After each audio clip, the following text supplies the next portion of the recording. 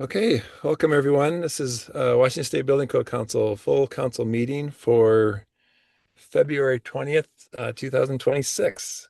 Can we please take roll? Todd Bayreuther, Here? Jay Arnold, Here.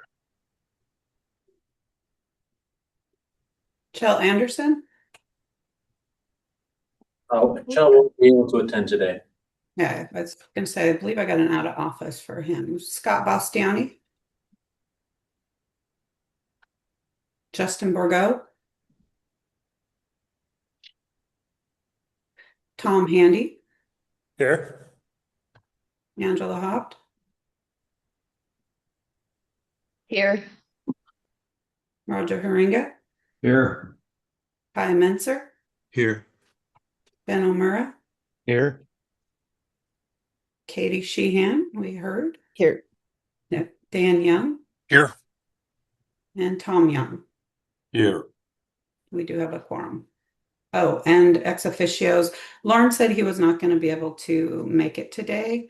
I did not see any of our ex officios on here, but I will do Representative Alex Rammel, Representative Suzanne Schmidt, Senator Sharon Shoemake, Senator Shelley Short, and our Assistant Attorney General Derek Meyer-Bachdahl.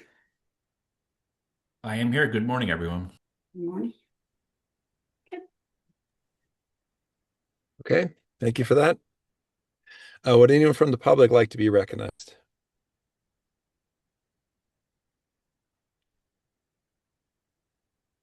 Give me a second while I look for hands here. There we go. Okay, Elizabeth, please. Elizabeth Torsky with Cascade Natural Gas. Thank you. Tim, Tim Atterbury, Associated General Contractors of Washington. welcome. Patrick, Yes, thank you. This is Patrick Hanks with the Building Industry Association of Washington. welcome. And Jed. Good morning, Jed Sherman with IAPMO. Thank you, Jed. Just a quick check here. Do I still sound okay? Sure. Okay, thank you. Okay. With that, we'll go on to agenda item 2 is to review and approve the agenda. Can we hear a motion to approve, please? Move to approve as presented. Second. Thank you, Tom and Jay. Any proposed changes? All those in favor signify by saying aye. Sorry. Aye. Aye.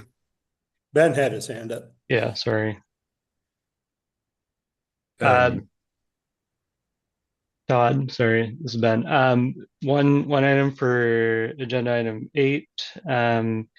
My understanding is that the IFGC cost benefit analysis is not included in that document, and Dustin or others can confirm that. Just the IMC? Yeah, it's just yeah. So we need to add IFGC. okay. Hey, Dustin, I'm cutting in on a little bit. Okay, so I was having a Okay. little sidebar with Brandon. Yes, that one's only inclusive of the IMC, and we need to add the IFGC to it. So I can make the change on the agenda there, and maybe we need to retake that vote for approval on there. Okay. Thank you. Yeah, sorry. I just noticed that. Okay. Thank you, Ben. Okay, so now are we ready to vote as amended? All those in favor signify by saying aye. Aye. Aye. And any opposed? Okay, agenda is approved. Item 3 is to review and approve the minutes for January 3rd, 23rd. As we look at them, can we hear a motion to approve the minutes, please? So moved. This is Dan. Second, Tom. Thank you, Dan and Tom. Any proposed edits? Okay, seeing no hands. All those in favor signify by saying aye. Aye. Aye. Any opposed? Minutes are approved. Item 4 And if I may ask, Jay, just if you don't mind being ready, just in case I cut out, I'm a little nervous here today. I'm not nervous. I'm nervous about my Wi-Fi. Item 4 is okay. Any public comment? Would anyone like to address the council for something not on the agenda? I see Patrick. Go ahead, please. Yes, thank you. This is Patrick Hanks with BIW. Have been working on some suggested changes to the SBCC bylaws, and earlier this week I sent a copy of that to Dustin and to the chair. It looks like it didn't make it on the agenda for this month, but I would just ask that if staff can forward that to all the council members that they can review it, and if it can be considered at the next council meeting. I think there's some important changes in there that will really benefit members of the public and stakeholders. So for your consideration, thank you. Thank you, Patrick. And we did receive those. I'm sorry if we didn't get back to you. I think we will plan when we get a chance this year, of course. One question I had for you, Patrick, without deliberating here. I saw you wanted to cross out the special council committee. Is there any feedback you can give us quickly on that? The section on special committees. Yeah. It seemed to me that that was unnecessary, as it served the same purpose as ad hoc committees. And they're largely the same, naming not really being that important, but RCW tended to use ad hoc committees for the State Building Code Council. So I just suggested codifying that into one section. Okay. Well, thank you for all your work on it. There's substantial work, so when the council receives it, we'll review it and discuss an executive committee if how to address. So thank you. Okay. Anything else? One more hand in the attendees, Tim Atterbury. Go ahead, Yeah, Tim. just wanted to support BIW's letter, and it deserves review. For the bylaws. Correct. Okay. Thank you. Okay, see no other hands. We'll go right into committee reports. I see another hand now. Ken, please go ahead. Well, I'm going to jump on the bandwagon because Patrick did forward that to me also, and I had a suggested change to it. So I'm hoping that the council will look at this sooner than later. And probably one of the biggest ones that I'm concerned with is that we've been having committee meetings where we don't have a quorum, and everybody sets aside their time to be there. And instead of just sitting around for 30 or 40 minutes talking about things and not get anything done, in my opinion, it'd be best just to have a standing rule that you just cancel the meeting after a few minutes. So, yeah, I'm hoping you guys look at this sooner than later. Thanks. Okay. Thank you, Ken. Okay. Now I don't see any hands. Let's go on to item 5, the committee reports. We'll start with Chair Tom Handy of the Legislative Committee, please. All right. Well, it's been actually kind of quiet. A bunch of items that were on our high priority list have dropped off. There's a few other that have passed the House of Origin and are in committee in the opposite house that we're taking a look at. But there's nothing that's of urgent nature right now that's happening. So, Dustin, do you want to? No, I think that's a pretty good summation of what we've had going on with the legislative session this year. The majority of the bills of concern have dropped off into the dead list. Still, the ones that are asking the council to do something, we have 5552, the Kit Homes bill, and I believe 2228, the single stairs bill. I might have got the second number wrong, but it's the single. No, sorry, the scissor stair bill, not the single stair bill. Scissor stair, yeah.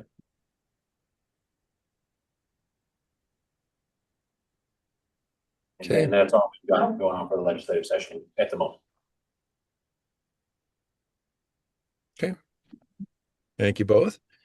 BFRW with Roger, please. Yes. There were 4 main items that were discussed, and Dirk, if you could be prepared, I have a question about one of them. The 2 primary topics of our meeting last week or the week before, whenever it was, February 13th, were the single exit appendix and the multiplex housing appendix, which are agenda items 6 and 7 on our meeting today.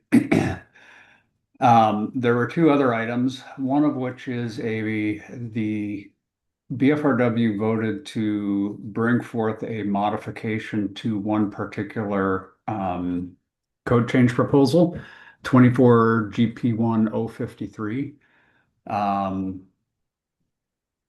I don't see it as a separate line item at the meeting today. And I don't know that the modification got posted to the meeting today. So, not being an expert in Robert's rules, I'm going to I guess I would ask Derek, does that mean we need to postpone official council action until next meeting?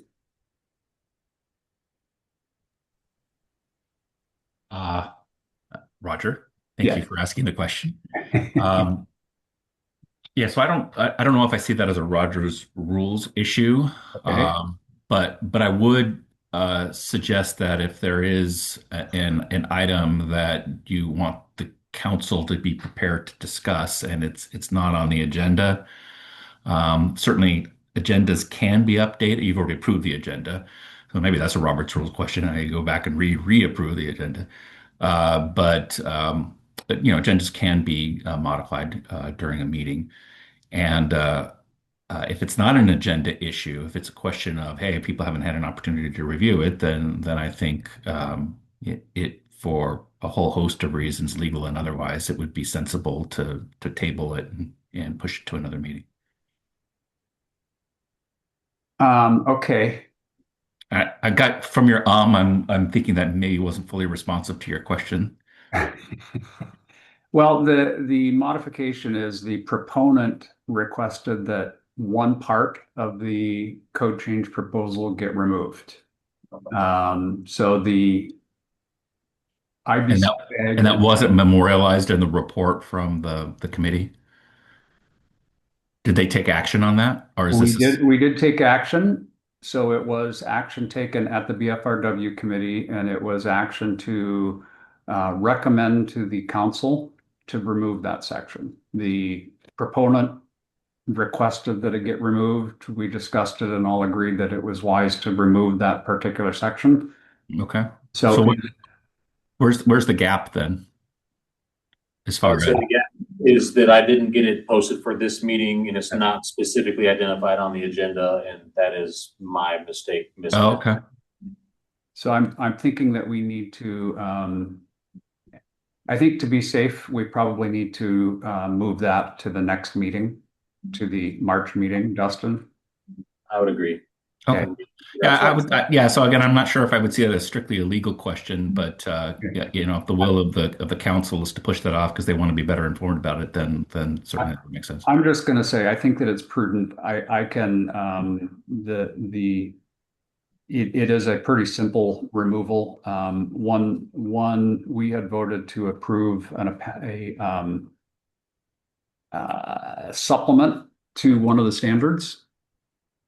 Both supplement 1 and supplement 2. Supplement 2 causes there's a correlation problem. If we include supplement 2, there's some other things that we would have to consider which are not included. Number 2, there is a definite potential cost impact that was not anticipated. So again, the proponent, all the BFRW suggest that we remove that supplement number 2 from that particular code change proposal. But having introduced it today, we will make sure that it is included in the council specifically for next meeting. And I think the staff, as they're preparing, they can either hold off on preparing that one for the CR 102 or yeah, I guess they can wait until after the next meeting to actually take on that particular piece of work. So, and then Dustin, the other one, I'm going to have to rely on you. It was an opinion request, and I don't recall what we what we resolved on that one. Just a moment to make sure I'm refreshed on this one. Let me get to the notes.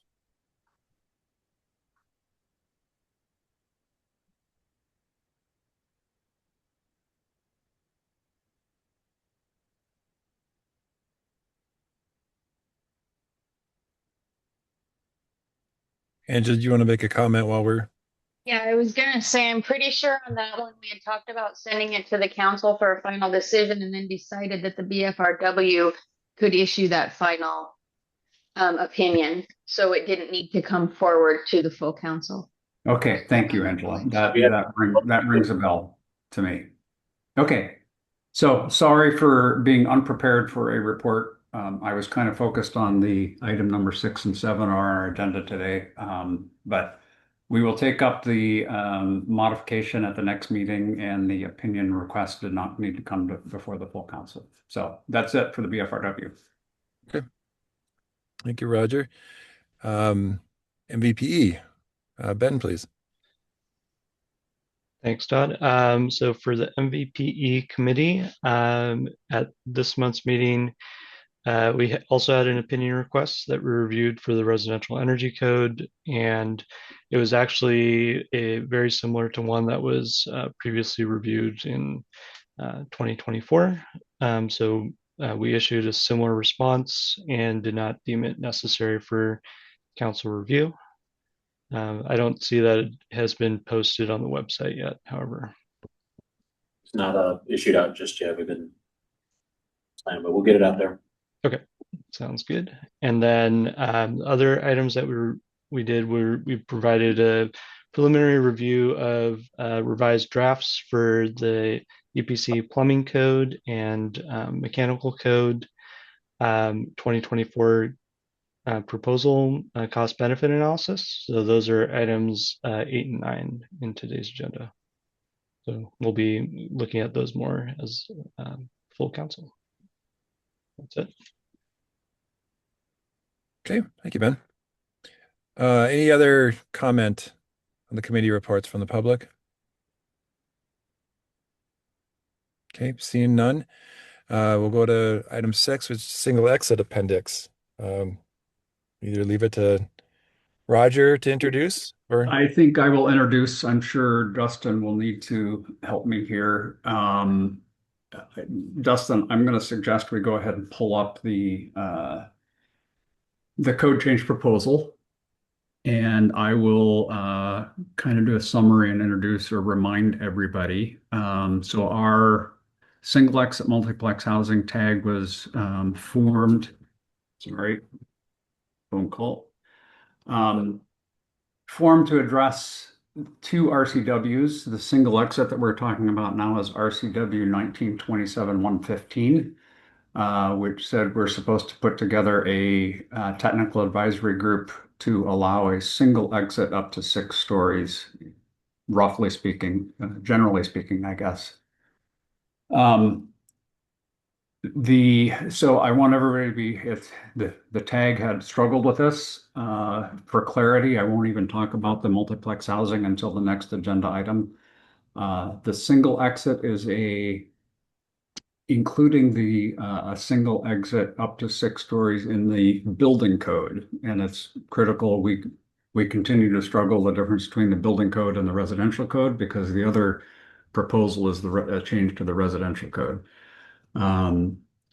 So currently, the Washington State Building Code allows a single exit with up to 4 units to go up to 3 stories. So that is already in the building code.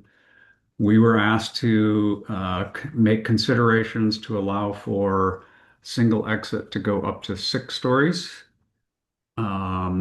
within the International Building Code or Washington State Building Code for R2 apartment buildings. And there were a few things that were required for us to do that. I guess the enhancements, so basically to go from 3 to 6 stories, there were a lot of consideration about what enhancements would be required in order to allow us to do that from a safety perspective. And there are 5 general things Number one, the upgraded sprinkler system. So in a rather than a residential sprinkler system, which is called an NFPA 13R, we required that you upgrade to a commercial system, which is an NFPA 13, which means that there are, and I believe that there are more heads and there's also more water flow in those sprinkler systems. So there is an enhanced sprinkler system if you're going to go from 3 to 6 stories. The second item is EEROs, which are emergency exit. Basically, they're the windows that can be, people can get out of the windows, EEROs, in bedrooms. And so we required that there are EEROs required in all sleeping rooms. The stair and the elevator shaft need to be pressurized if there is an elevator. So shafts, stair and elevator shafts, if they are present, obviously the stair is there, the elevator is optional. They need to be pressurized so that smoke does not go from a unit into those stair and elevator cores. Upgraded smoke alarm and fire alarm systems to notify residents and other units or corridors. We felt like with 6 stories of 4 units, there's 24 units. There are a lot more different people. You have less control over, or your control is over a smaller percentage of the building. So we felt like additional smoke alarm were required. And then in the RCW, we were asked to come up with criteria to determine the definition of a professional fire department, which we have done and is included in this. Basically, there are some aspects in here that are to be confirmed by the fire chief. So those are basically the upgrades that are required if you're going to build under this particular appendix. There is one modification that we made that was hopefully, well, it was made in an effort to allow more flexibility for buildings to be built this way. The RCW says 4 units per floor. The tag and the proposal, the appendix that we have in front of us, change that from 4 units per floor to 20 units served by the single exit. What that means is if you are the typical building that you're going to see in the single exit is 6 stories where the upper 5 stories all exit out of the single exit. We require that the ground floor, the first floor, exit some other way. So basically you have 5 levels that are exiting out of the single exit. And we have a figure in this proposal that shows that. What this change, yeah, Dustin, maybe if you go down to that. So the second, third, fourth, fifth, and sixth floors exit out the single exit, which you see on the left. The first story exit in some other way. As far as the required means of egress. The modification we made by saying a maximum of 20 units are served by the single exit allows for, if there are 4 levels exiting out of the single exit, that you can have 5 units per floor. If you go down to 3 units exiting out of the single exit, you can do you can do 6 units per floor. So what the result of that is the floor plate. There are still some requirements for keeping the floor plate from getting too large, but it opens up the possibility of, if you use these enhancements by enhanced sprinkler systems, EEROs, pressurizing the shaft, you can potentially do smaller, shorter buildings, call it 3 or 4 or 5 stories, and have more than just 4 units on a floor. So we think the intent of the legislation is to allow for additional density on those small infill lots. If you have a more rectangular lot or something rather than just a square lot, this will allow for potentially some added density. So those are The big changes in general, you will see as we go through it, there are a lot of more detailed. We aren't going to go through a detailed a line by line item review of this. Everybody is going to be, number one, this was posted.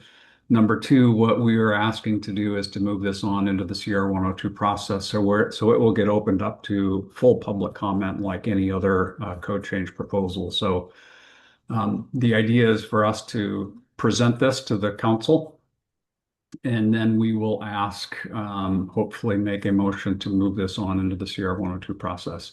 One final thing I wanted to say is I don't know how many of our tag members are on the call today. I just want to assure everybody we had an all-star list of people on our tag. They were experts in many different fields from all over the state. So I felt like we had very, very good representation. We had all of the most intelligent people that we could on this tag, and I appreciate all of the work. I also wanted to. I felt like it was important for us to state the amount of work that we went into these two proposals. We estimated that there were about 100 hours of staff time during meetings. Dustin, correct me if I'm getting these numbers right. No, 50 hours of staff time in meetings, and then probably double that as far as doing meeting minutes and preparing documents and that type of stuff. So we estimated about 100 hours of staff time and approximately 500 hours of volunteer time for the tag members in meetings. And there was certainly additional work out there that these tag members put into this proposal. So 600 or 700 hours of volunteer time is our best estimate on these two proposals. So with that, Chair, if I can go ahead and call on people with questions. Tom's hand is up. Tom's hand is up, and then Richard's online also. Okay.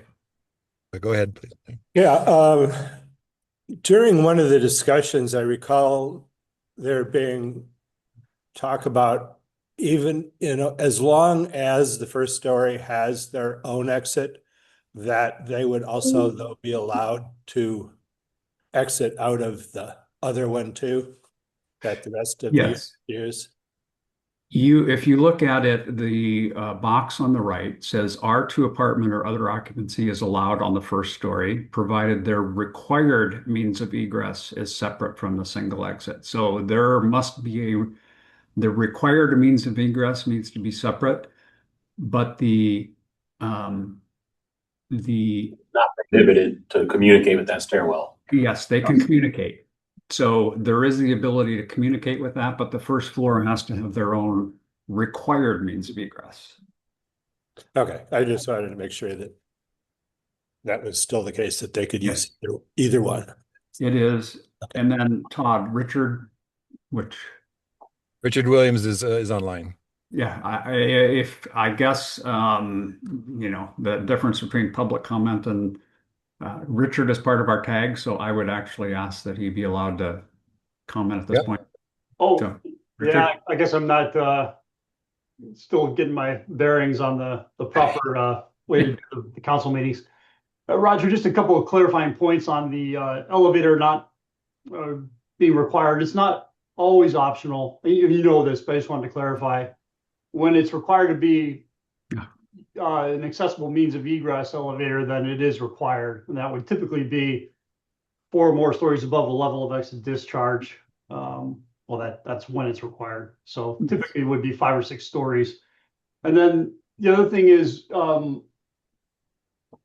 13 system is going to be required if you use any element of this appendix, not just to get a number of story increase. So if, for example, if you decided to put 6 units on a 3-story building, on the 3rd story, our proposal says that you would still have to use that 13 system to get that unit increase. It's not just about a story increase. Yes. And that was all I had. Yes. Thank you, Richard. And thank you for the clarification. what I was trying to get to with the elevators is it says where provided. So if you are required to provide an elevator, then there's some things that you need to, basically the elevator needs to be pressurized, the elevator shaft. So yes, it's a where provided. Other places in the code, and yes, it is. The idea is you could build a 3-story today in the code without these requirements, but you are limited to 4 stories, 4 units per floor. If you chose to build under this proposal with 3 stories, you could go 6 units per floor. But you would require the upgraded sprinkler system, the pressurized shafts, that and all of the other upgrades. You'd have to completely build the building under this particular appendix. Ben.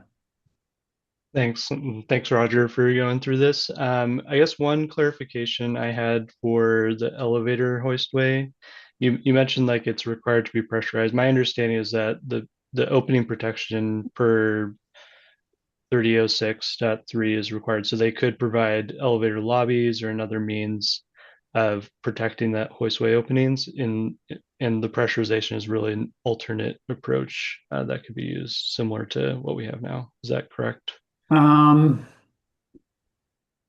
It's a question I'm not prepared to answer. I believe that we say thou shalt pressurize it. Whether that is something that we could consider. I'm trying to think about, yeah, Dustin, if you can find. I think it's item 16 in that section.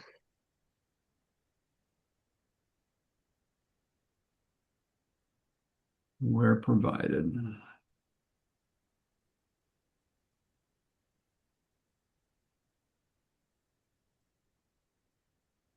So does that, oh, yes. Yeah, the way this reads to me would, like you could use the approaches identified in 3006.3. Yes, I agree with that.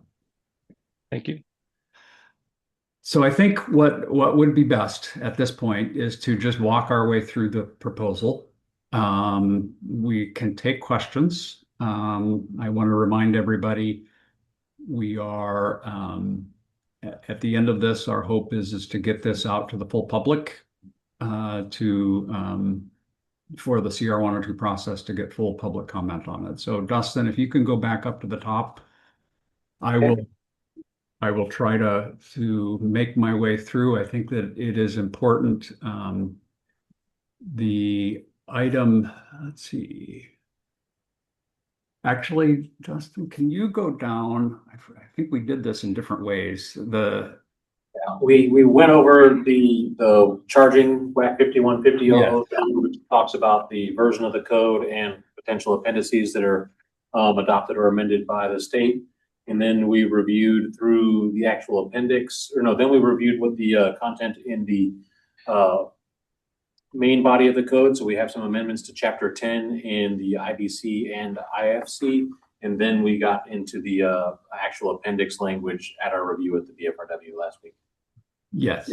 So the charging language basically starts with where you're at. So this would change the WAC 5150.003, which basically states that the 2020, in the next code cycle, it will say the 2024 edition of the IBC, including Appendix E, published by the ICC, is hereby adopted by reference with the exception noted in this chapter. So basically it says with the Washington amendments, and we've added Appendix XX, which ends up being, we'll need to figure out which appendix this actually is. That's why you will see Appendix XX. It says specifically Appendix XX developed by the state of Washington is included in the adoption of the IBC. So we are changing the WAC to say very specifically that this appendix is adopted. And then if you go down the next pages. And could I add one thing before we move on beyond this? The single exits appendix is not a requirement that every building be built with these. I know it applies to a specific scenario. It's not a requirement. It is just an option 4 states. It's adopted for the state, but it's not required that every building that meets the criteria of a 6-story or 24 units build to this appendix. If they wanted 2 exits, they can still do that. Correct. Correct. Yes. Tom, go ahead. Okay, Dustin, I appreciate that clarification that this is an option. And you guys have been involved in this way longer than I, but I believe, just because I deal with other things, that this directive from the legislature was to, get better use from our diminishing land supply, get more units built, more different types of housing, and to reduce the cost of housing. And so just kind of real quick kind of question, you guys put so much work into it. Do you feel that, this is producing, I guess, the results of, what I just kind of mentioned about getting more units and at a reduced cost? Tom, the simple answer is yes, because if you don't use this, if you are going to build the same number of units, you will have to build 2 exits. So just from a floor plate perspective, your floor plate will be smaller, or with the same floor plate, you will have a higher percentage of rentable because you won't have 2 exits, you'll only have 1. So you'll either increase the revenue on the revenue side for owners, developers, or the costs will be less because you'll only have to build 1 stair rather than 2.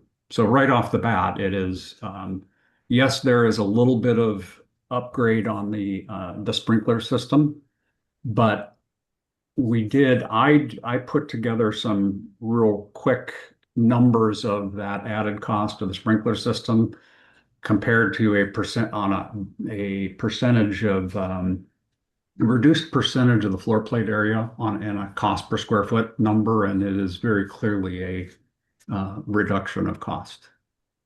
Okay, very good. Hate to go through all that effort to find out it didn't help. Thanks, Roger. And I do want to clarify what Dustin said. This appendix is approved statewide. So any municipality in the state, you can build one of these in any municipality in the state, provided you have what is defined in this document as a professional fire department, which we will get into up above. So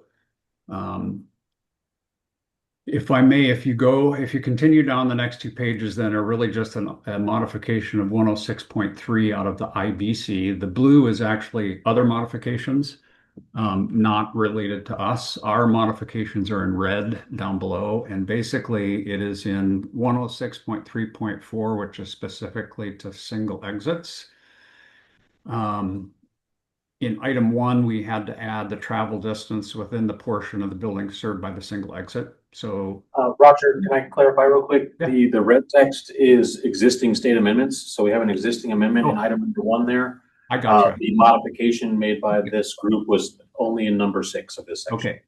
So the modification to 106.3.4 is just to add exception number or item number 6, which says Group R2 apartment houses comply with Appendix XX shall be permitted to have a single exit.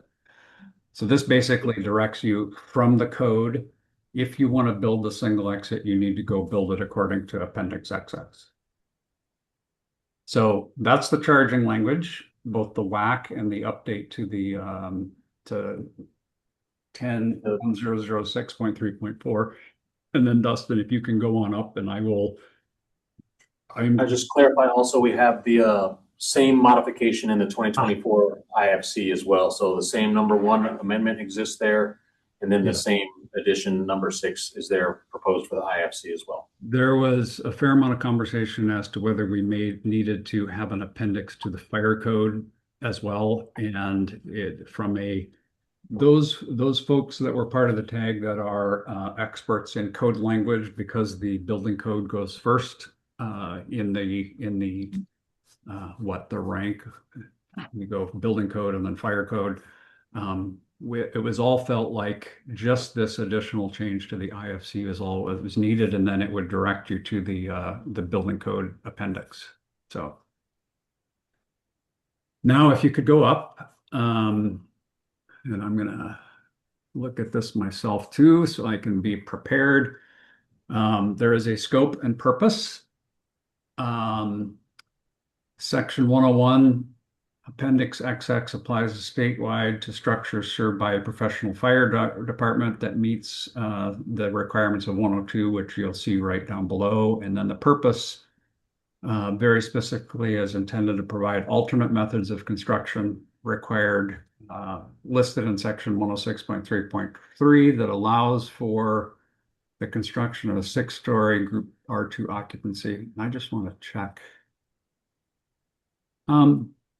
Dustin, that 106.6, 106.3.3,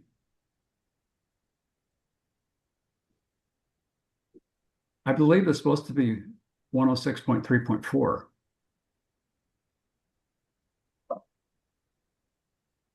I would say you're accurate with that one, at least with what we have in the draft. Let me just double check the 2024 code language. Again, the idea that we are writing code, there's a lot of double checking back and forth, and so again, I think that would be an edit we would need to update, whether it happens today or whether it happens during the CR 102 process. My suggestion would we would make that edit today. But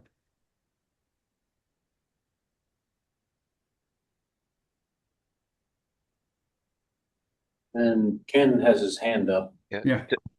Dustin, I was just wondering, is this not the document that was complete after the last meeting? Because there's other editorial things that were made besides that code change. So I'm just wondering if you have a different version that got published, and we're going to have to go through and make a bunch of editorial changes. Should be the one that is posted for the meeting and also contains the changes from that meeting. I will note that this last edited date right here is not accurate. I didn't touch that when we were running through there. Look into the numbering of the sections here. Roger's right that we need to put the 0.3.3 or sorry 0.3.4 in there instead of 3.3. And as because far in 102.1.2 performance statement, I brought up about the language that need to get changed where it says aerial ladder fire apparatus of sufficient to reach. Remember we were talking about rewording that? You got to scroll down a little bit more. Performance statement. 102.2.2, you said? 102.1.2 performance statement. Okay. We talked about rewording that where it says aerial ladder fire apparatus of sufficient to reach the, and we talked about that didn't make any sense. We talked about making that adjustment, and then also you numbered the user note in 102.2. And I don't think that was what was, so that's why I'm just thinking that there was a different version. See, your version that you're showing right here doesn't show the number 2 on the user note, right? Correct. But the one that was posted did show a number 2 on the user note. Okay, let me verify what we have posted, and there may be a slight error in the posting. Okay, thank you. Thanks for pointing that out, Ken.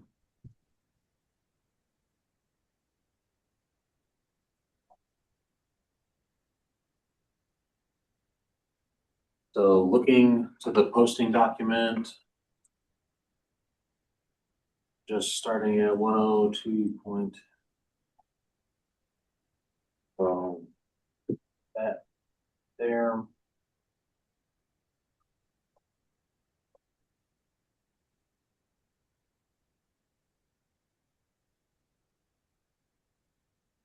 Yeah, I understand the performance statement looks the same, but during the meeting, it was discussed to reword that to be consistent with what was above. But if you scroll down to your 102.2 on each side,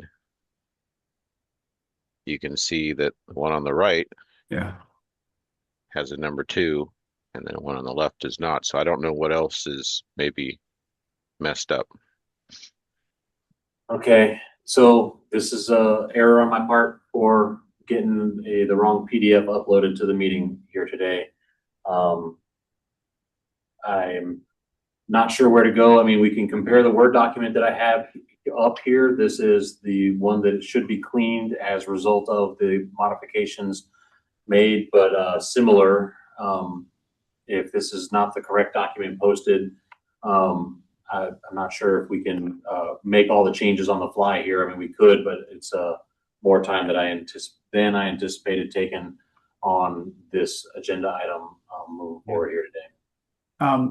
I guess I would ask the chair. My suggestion is we go ahead and go through the high level review, so walk through it, knowing that there are some minor edits, and recognize that this we still will have the ability to do this in the March meeting. So we will have to bring this back up at the March meeting, hopefully with a relatively quick review and move it on at that point. And Dustin, that would still allow you time to get it posted for the May 6th CR 102. Yeah, we can still get this incorporated into rulemaking documents with that caveat in place. If we come back at the March meeting, there is still time after that to get this out to the code revisor and back. That's the main issue with the later minute changes or approvals, is that as we send out to the code revisor, they have the opportunity to give us stuff back in a couple days, but they advertise a maximum of 2 weeks. And so we try to plan based on that 2-week maximum turnover time that they advertise to get these to them and back, especially during legislative session. They're fairly busy. So that's to say, if we did final approval of this at the March meeting, we would be okay? I believe so, yes. Okay. Did we lose Todd? No, I'm here, and I would weigh in. I think that's preferred anyway, because this is technically the first time the council has seen this. So this is the opportunity for the council to ask questions, weigh in, and even propose things they would like to see. So, and I do have a question, as you know, later. Yes. So I think we should just keep going through the clean document. And yes, so we will. Let's go. I'm going to go relatively high level. I'm not going to get into too much detail. As I said, the scope and purpose section, 101.1 and 101.2, and Dustin, let's only share one, or we'll confuse everybody. Section 102 is the professional fire department. So basically, there are some definitions in the RCW for what a professional fire department is. There's some inspection of documents. Those are documents that fire departments create anyway. The additional document is the fire code official is authorized to request from the fire chief any additional documentation necessary. So basically, the fire chief is the one that confirmed that, yes, you have a professional fire department that is able to serve these types of buildings. And Dustin, you can go down.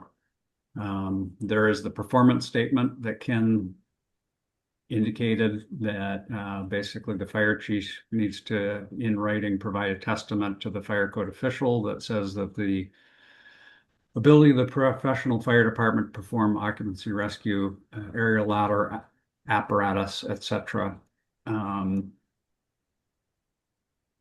Alternate means of compliance. So if you have a mutual aid agreement, so if you have an agreement with a neighboring fire department and the fire chief says that that's sufficient, then that is allowed.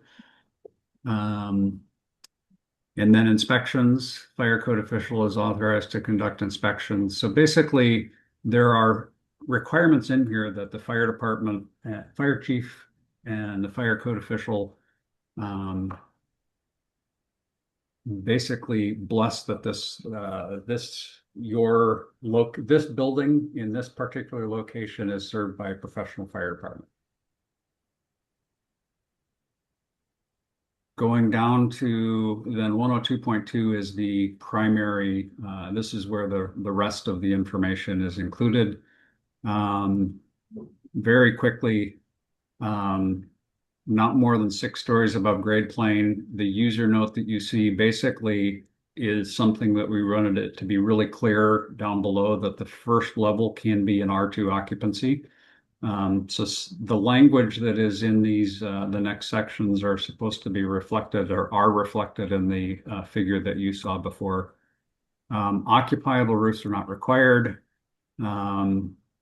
You can't be more than 75 feet above the lowest level of the fire department access. In number 4, number 5 is there shall be no more than 20 units served by the single exit. So that was that modification that we talked about that allows for other more units per floor on shorter buildings. Basically, the building shall be of type the item 6 basically says that there is at least a 1-hour rating, I think, in general. Roger, Yeah, Ben has a question. Ben has a question, and yeah, I was going to ask to scroll down, please. Yeah, Ben, go ahead. Yeah, actually, on that item, Roger, for the construction type, yes, I was wondering how this would interact with the table 504.4 in the building code regarding just allowable number of stories, specifically for 5A construction, where even with the pressurization increase allowance, you would potentially be limited to 5-story maximum. However, you're like I don't know if you need to how your compliance path are you allowed to do like a mix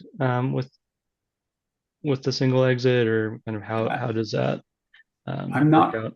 I'm not quite sure what you're asking about the mix, but basically all of the criteria that are those building types are still from the original code, which is in what 504 table. Those number of units are still you have to adhere to that.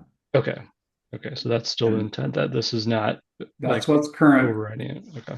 I'm aware Todd mentioned that there's a suggestion and that that's actually what that suggestion is about. So we'll get to that after we walk through it. Okay, great. Thanks. So item 7 is the automatic sprinkler system, which is the 13, not the 13R. So you can't use a residential sprinkler system. Manual fire alarm that activates the occupant notification system. So this is item 4 is the upgraded fire alarm system. 9 is the upgraded smoke detection system. 10 is smoke alarms. So basically, we're telling people what smoke alarms are required. 11.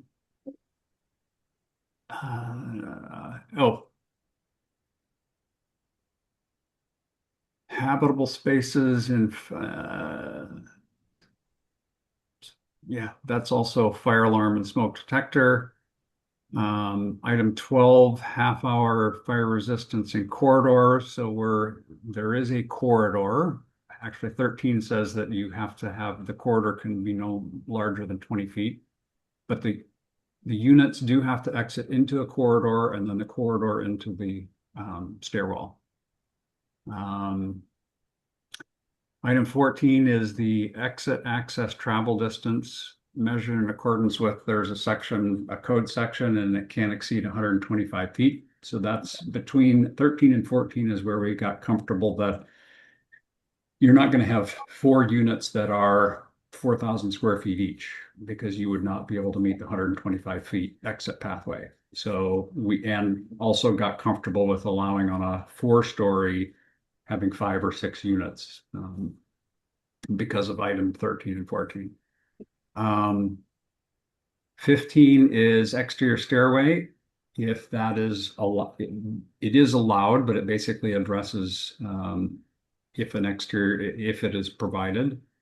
16 is the elevator hoistway openings protection.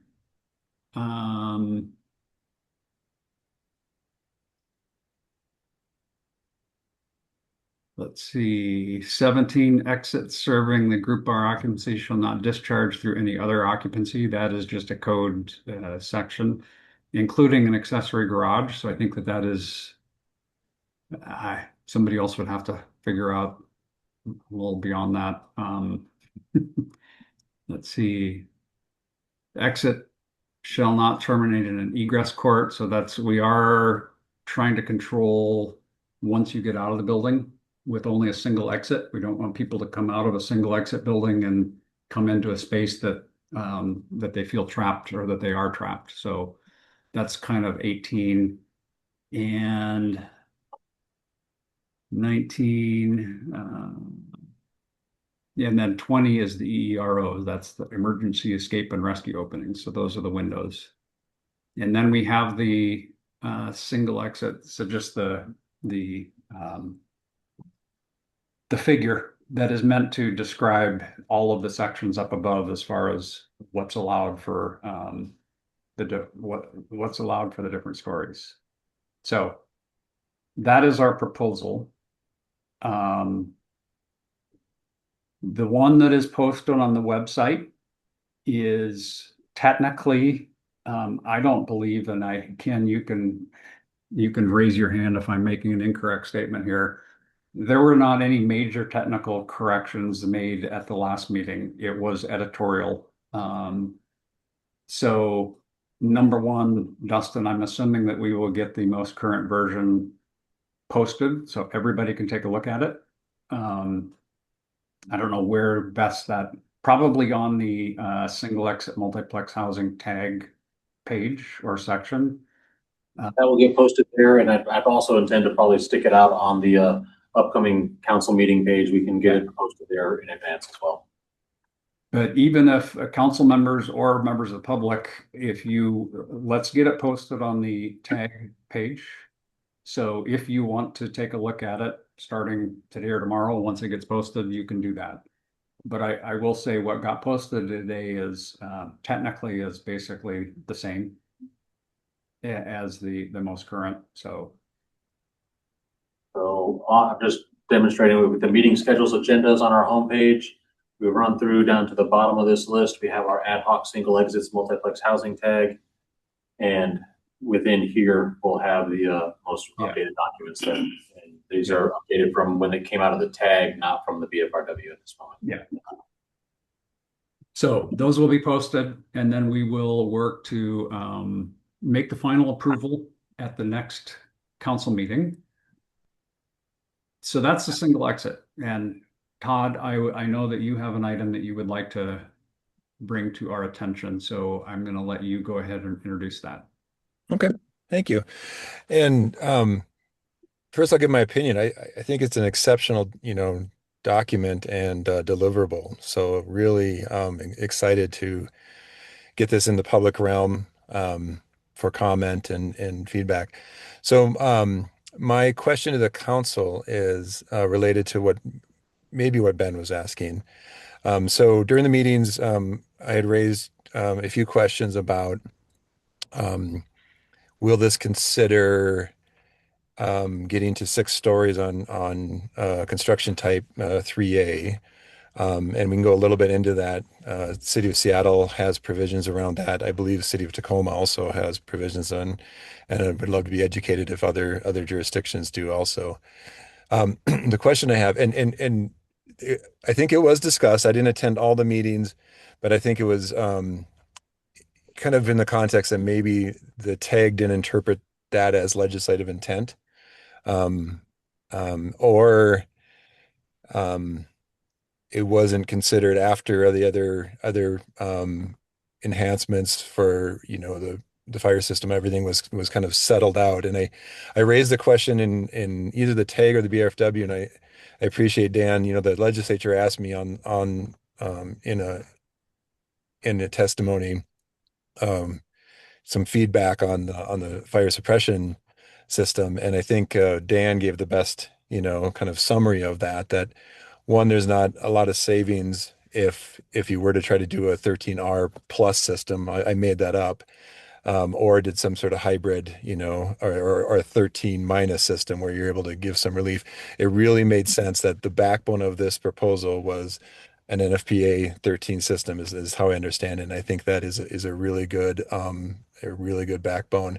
And then other decisions can be kind of made off of that to find the right equilibrium.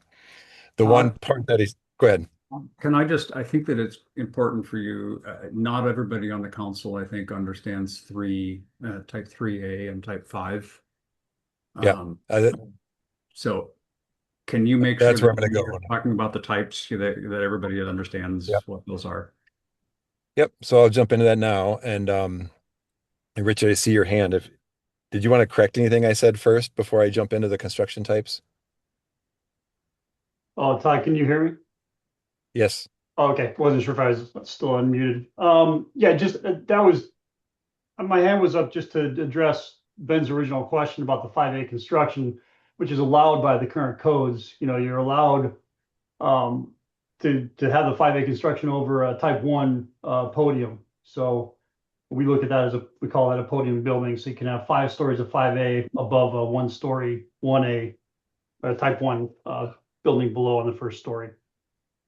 Okay, thank you, Richard. Yeah, I'm going to get into that right now. Yeah. So Yeah. I'll expand on that, and please help if you see an opportunity. So this is very inclusive of all these construction types. The ones that are excluded, I think appropriately, are the non-rated. So like 5B would be non-rated, 3B, so forth. So this is really anything that's rated. Most of these have the 1 hour fire rating and above. The HT is more of a prescriptive, but it in practice is always designed to 1 hour. Now their height limitations, as has been indicated here, the 5A is the lowest. The table technically says 4, but our state has an amendment to allow a 5th story if there's pressurization in the stairwell. That does not apply to type 3A, except I think Tacoma might allow that. They also include type 3A. 3A is 5 stories with 2 hour, fire rating on the external walls, the bearing walls. So the question here is, there is a scenario where you're limited to, 3A at 5 stories and 5A at 5 stories.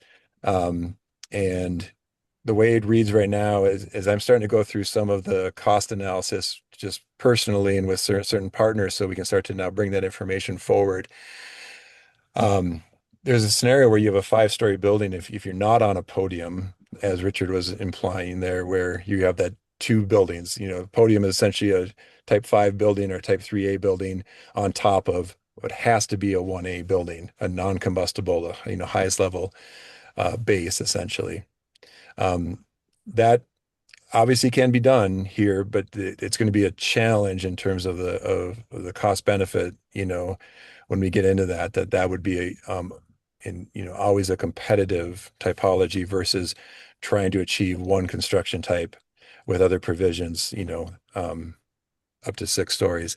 And what I'm also concerned if one were to say, well, that podium's not cost effective, then you're just going to build a 5-story building and then you're limited to 20 units in the way this reads, because I'm trying to think of just from a design standpoint, how you would, get those other 4 units. It would have to be some sort of expanded ground or something. So, anyway, there's a long way to go. We can take some questions and talk about a little more. But what I would like to propose to the council is to think about this and whether or not we as a council now would like to ask the technical advisory group to consider that provision to consider a bonus story up to 6 stories, given all of the other measures that are already included here. Okay. I'm going to stop talking. I see Angela, and then I see 2 hands from the public. Angela, why don't you go first, please? Yeah, I guess, I don't know anything about Seattle's or Tacoma's, what they're doing what they've changed to allow it, what bonuses or whatever. but I guess I didn't read the legislative mandate as I thought it was single exits where two exits are currently required for this number of stories, not to then, on top of that, remove an exit and add an additional story.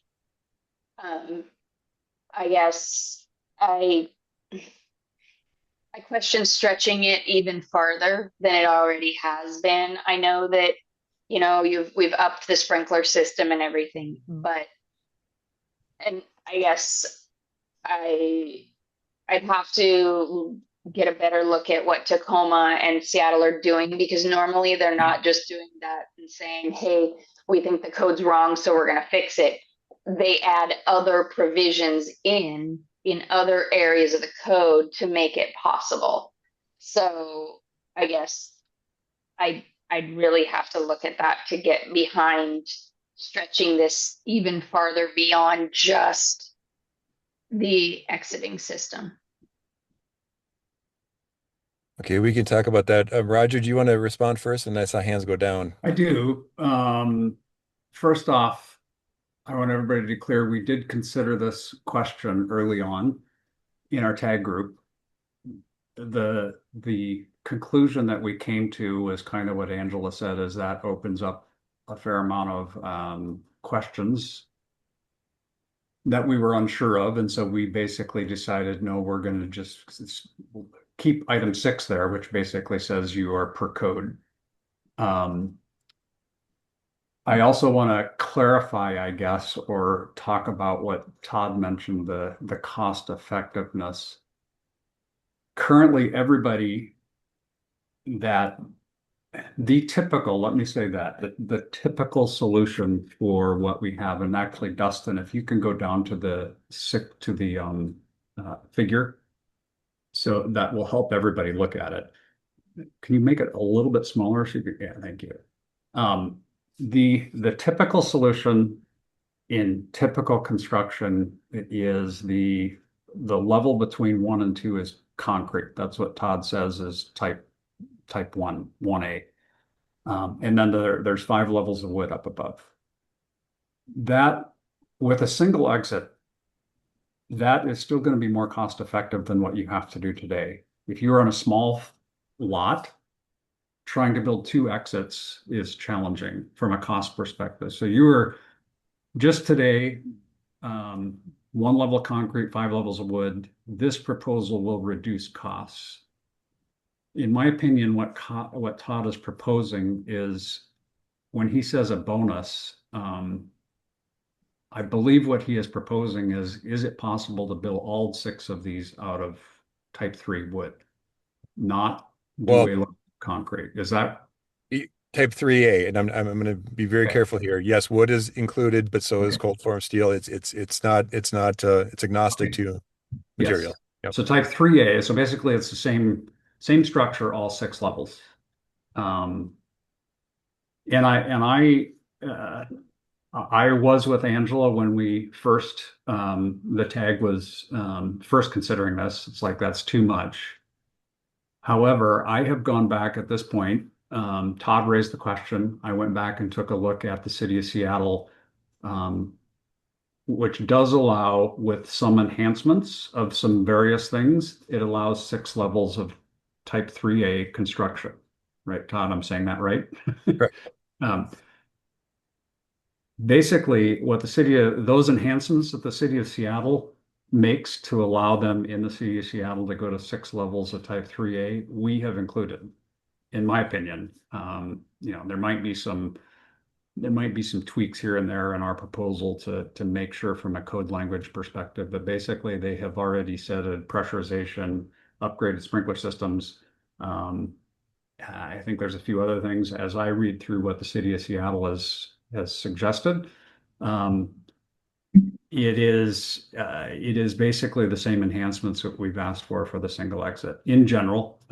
So I just wanted to be clear. I was kind of the same way, same opinion as Angela. And then as I look back on it, now that we have a almost complete document and we have identified the enhancements that we are proposing for the single exit. Those are basically the same enhancements. We've covered the enhancements the city of Seattle allows.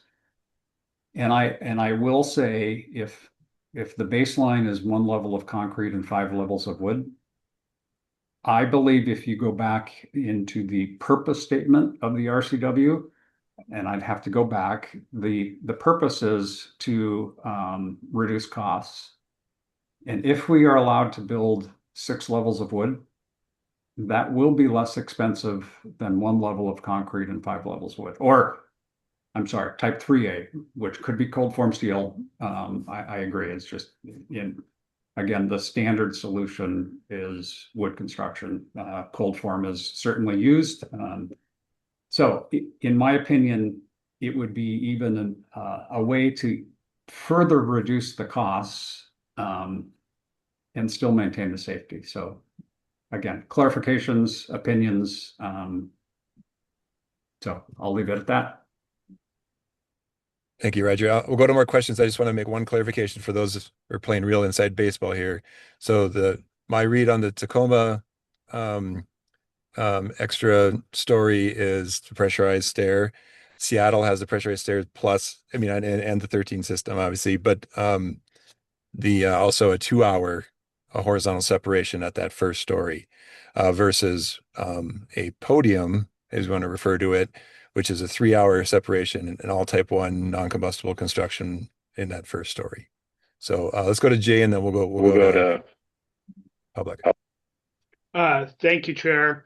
I'm not in a position to comment on the technical aspects of that, but I have a process question, and that is this something the council needs to decide before issuing the CR 102? Is this something we can get public feedback on, where the CR 102 is broad enough that we could make changes to make things more permissive based on what we hear during the public comment process? So I'm just wondering, does the council have to act today or next meeting when we finalize this to have the broader discussion you all are having with the public?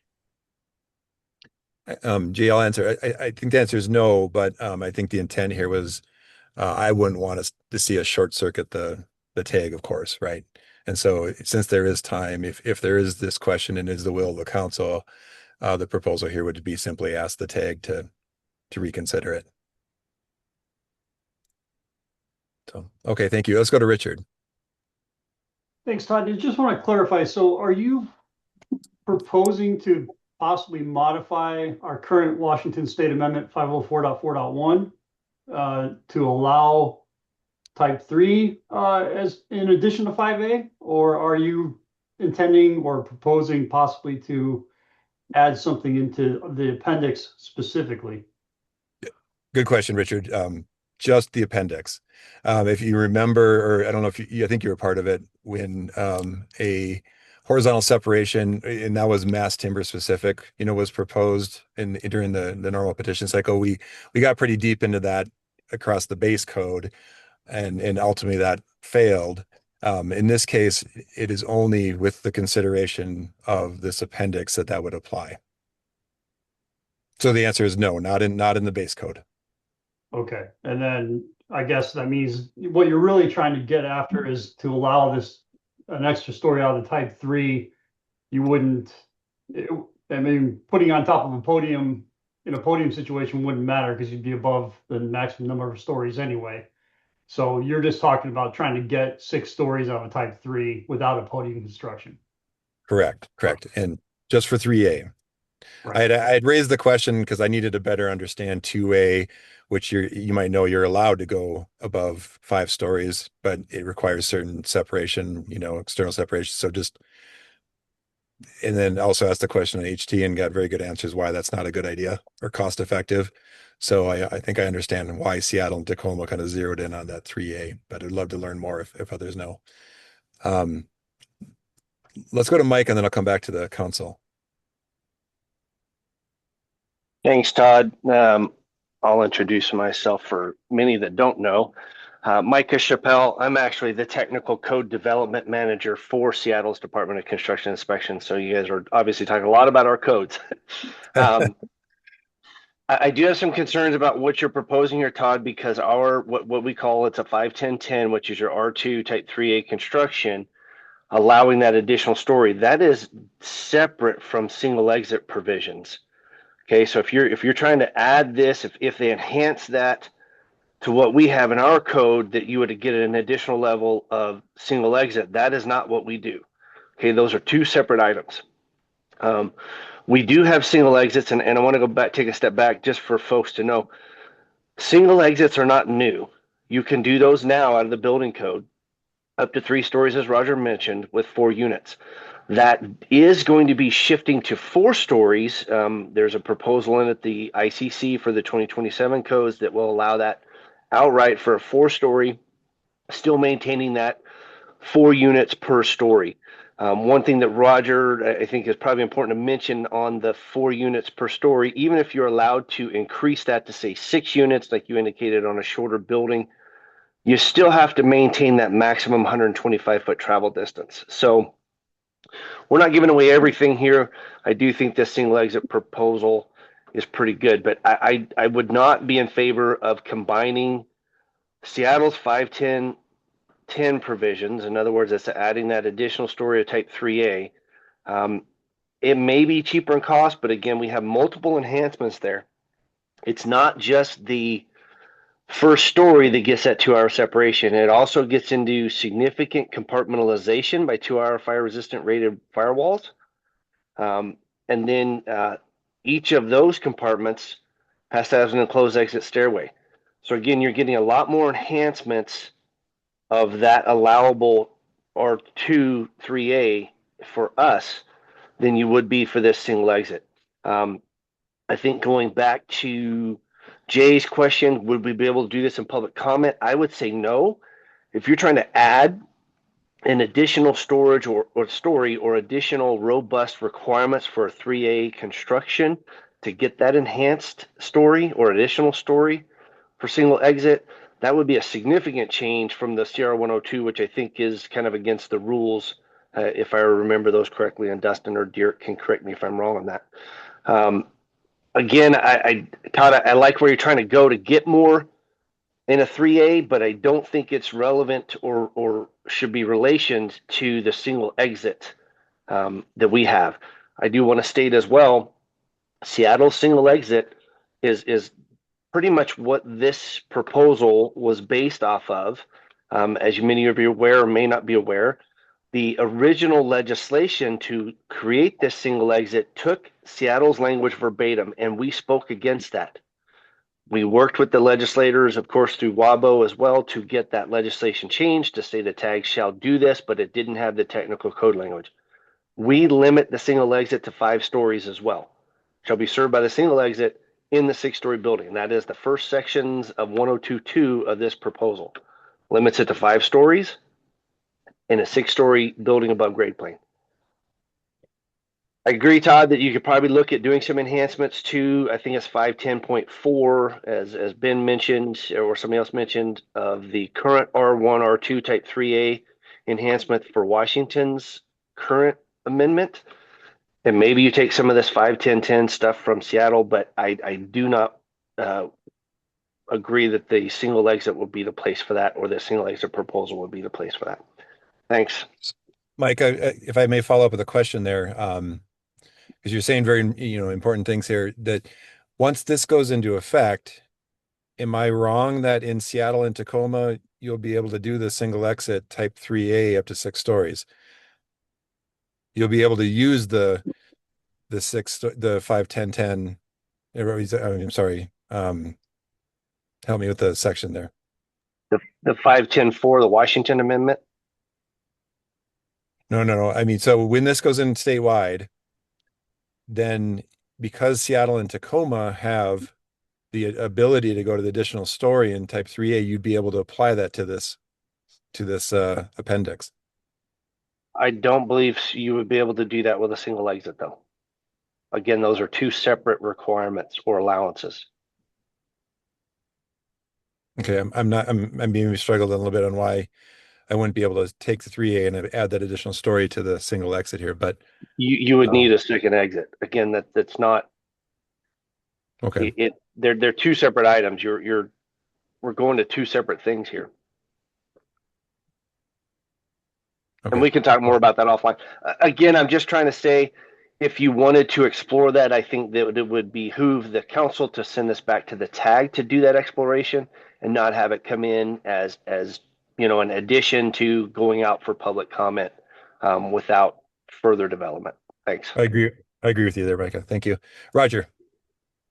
Yeah, so I think what Micah said is exactly what my thinking is it needs to be discussed at the tag. As I said, our tag is a all-star group of folks, and I think we need to get full weigh in.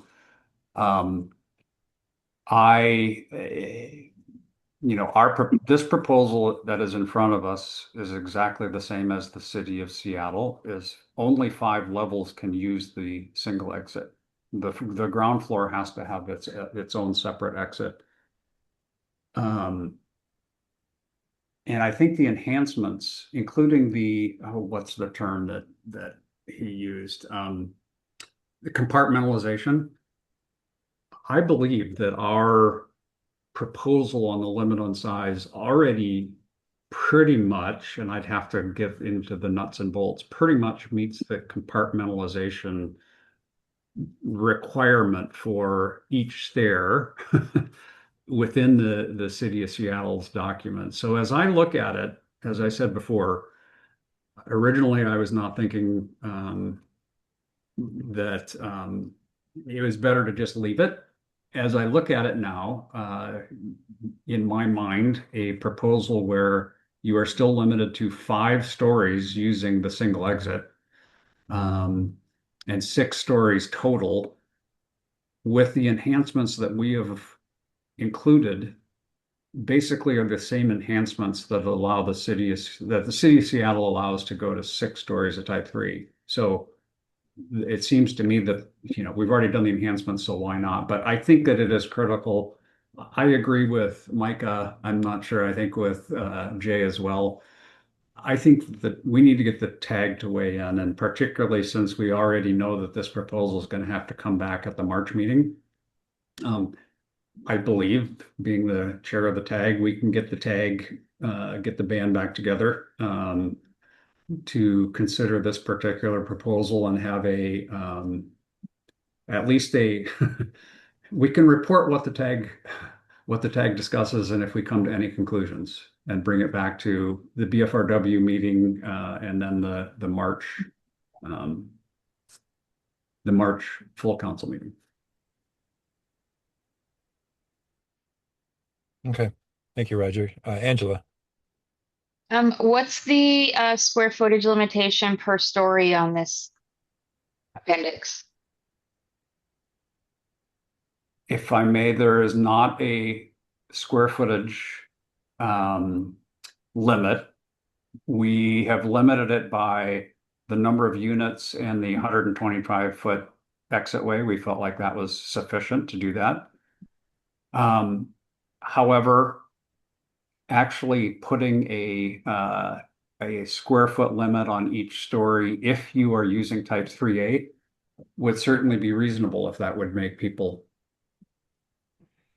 more. Because yeah, anything over 6,000 square feet on any of those stories would push it into 2 exits for the whole building, for everyone, every story over 6,000 square feet. So if you've got 6 units and they're 1,000 square foot each, plus corridors and your stair, you now have 2. You've pushed the building into 2 exits.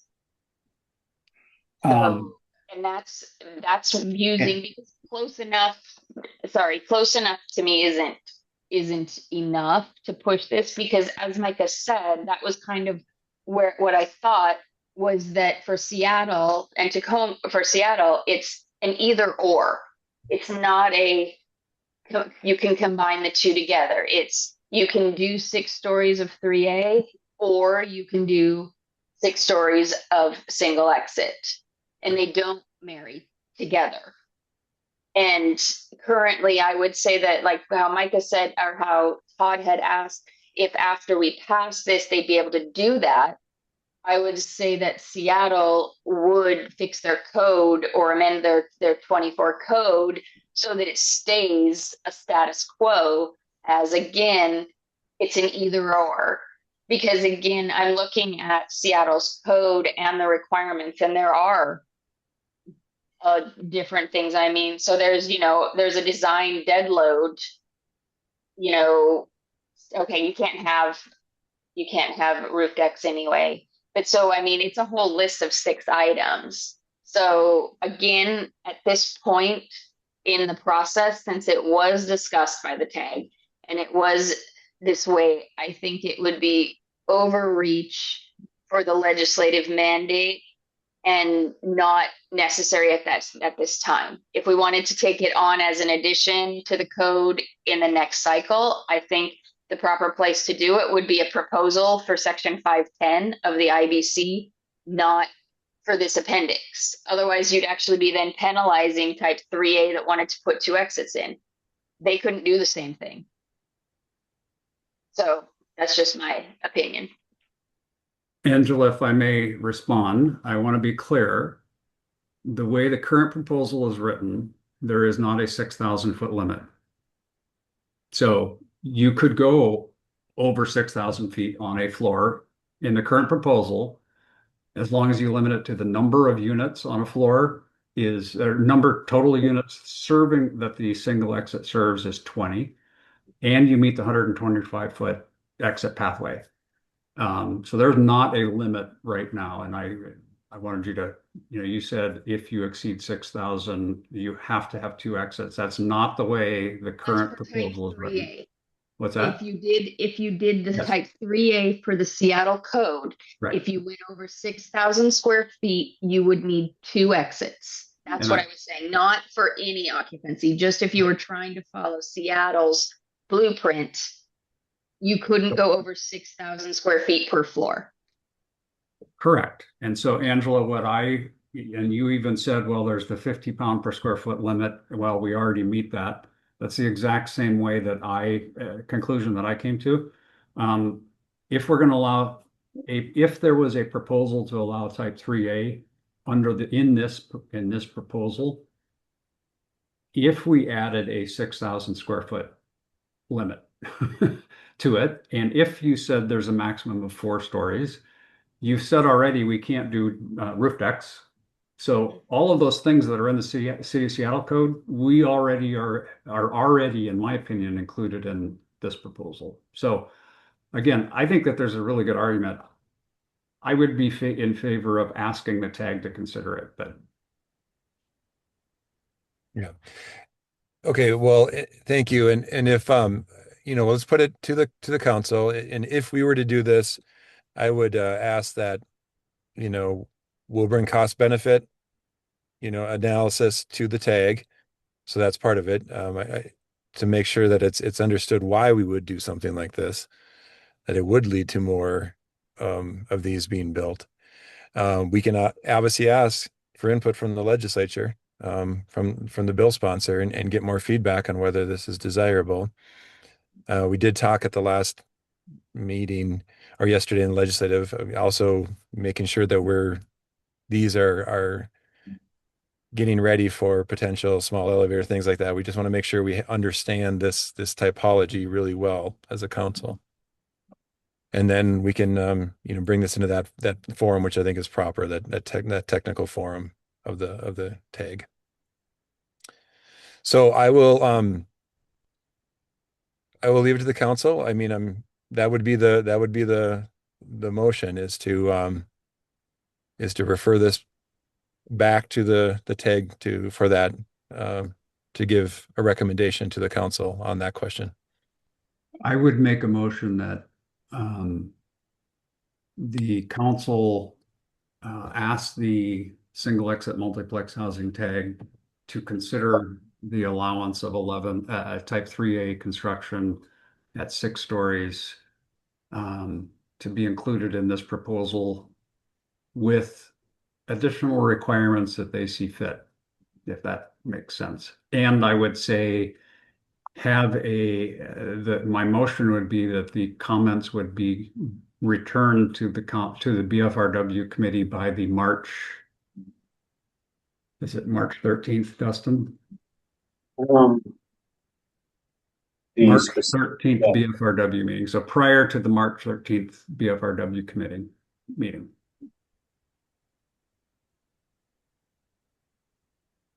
That would be my motion. Okay. I'll second that. This is Tom. Okay, thank you. Thank you, Tom. So it's been moved and seconded. Is there any other discussion on this? I sense we'll get a split vote. Do we want to take roll? I think we should. We take a roll call, please. Yep. Let me get open. Sorry. Jay Arnold, Yes. Scott Bastiani, Yes. Tom Handy, Yes. Angela Hopt, No. Roger Haringa, Yes. Ty Menser, Yes. Ben O'Mara, Yes. Katie Sheehan, Yes. Dan Young, Yes. and Tom Young. Yes. So the ayes have it. Okay, thank you all for entertaining that and the discussion. I think that helps give guidance to the tag, and I will do homework to help prepare also. Okay, Roger, I think with that, we can move into the multiplex. It's 12:30. How are we doing? Do we need a break, or should we take on the multiplex first? I'd like a 5-minute break if that's possible. Okay. Let's make it actually 8 minutes. Let's do 12:40, please. Thanks for the extra 3. Okay.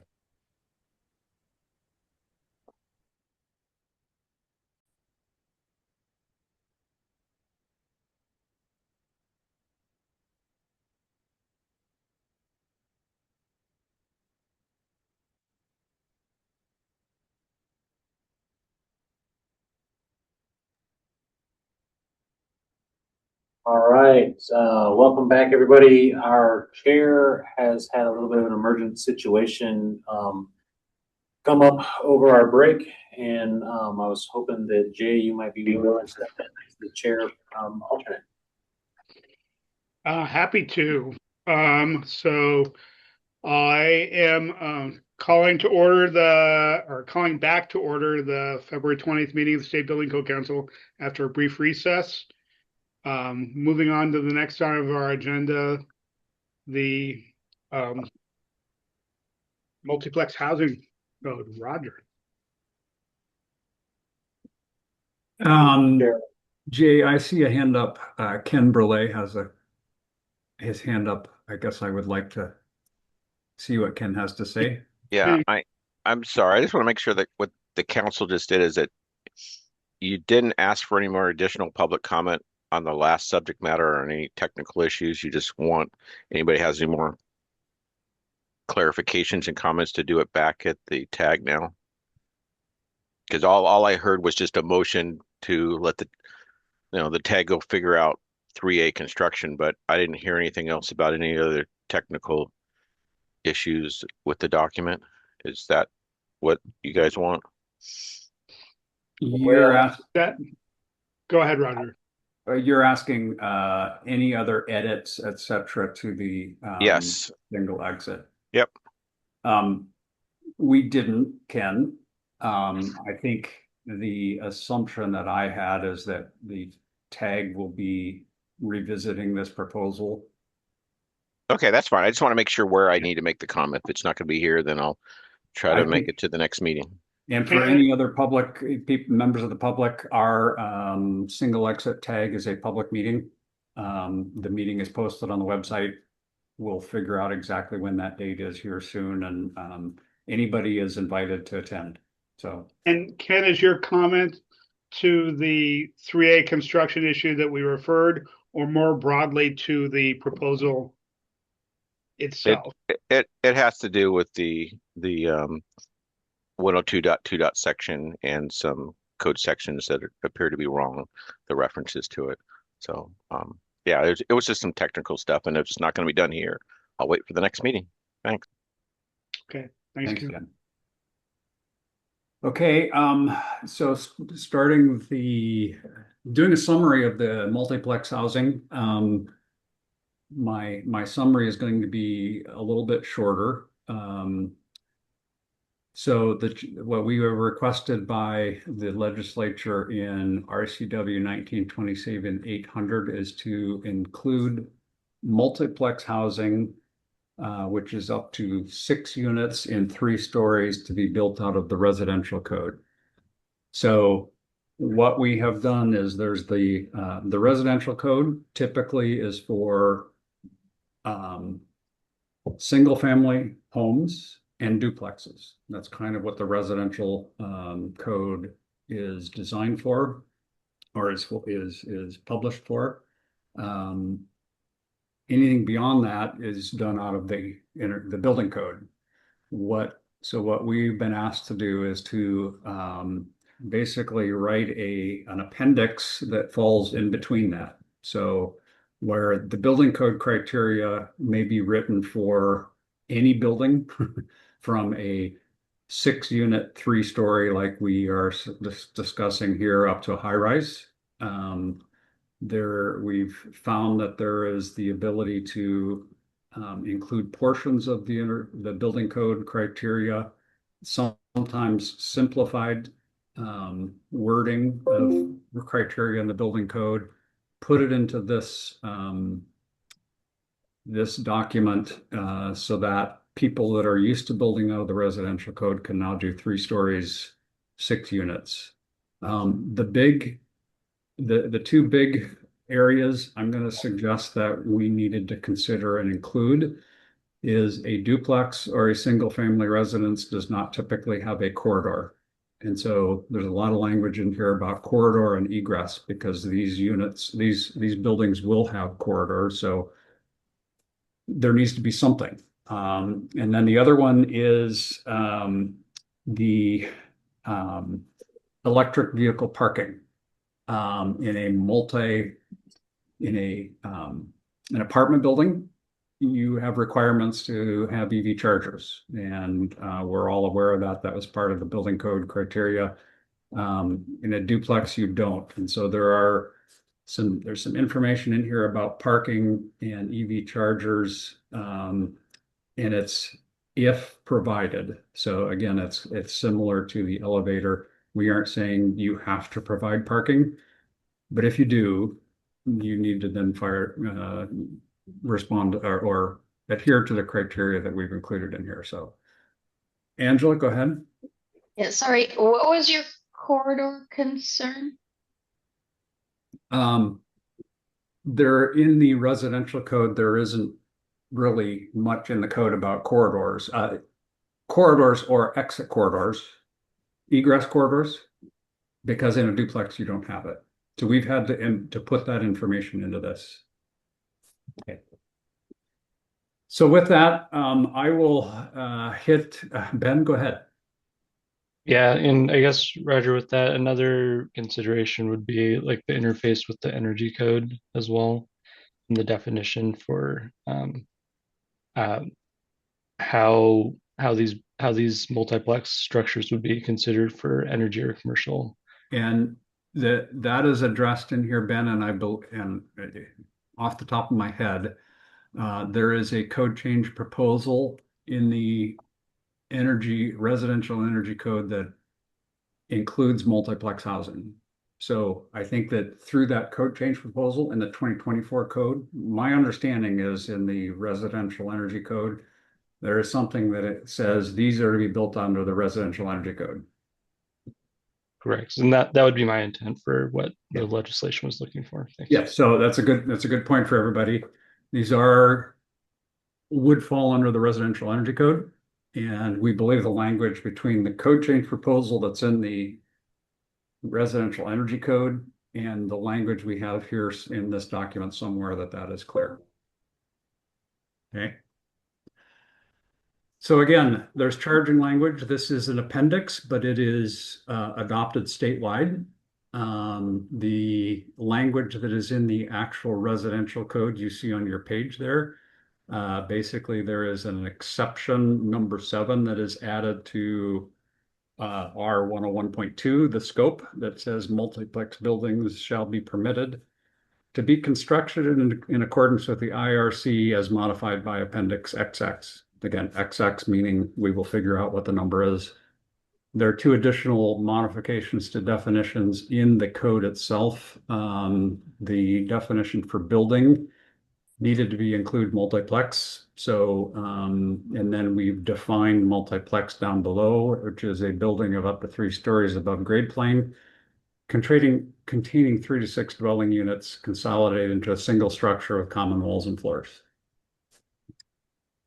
So moving on, multiplex buildings, we have a user note.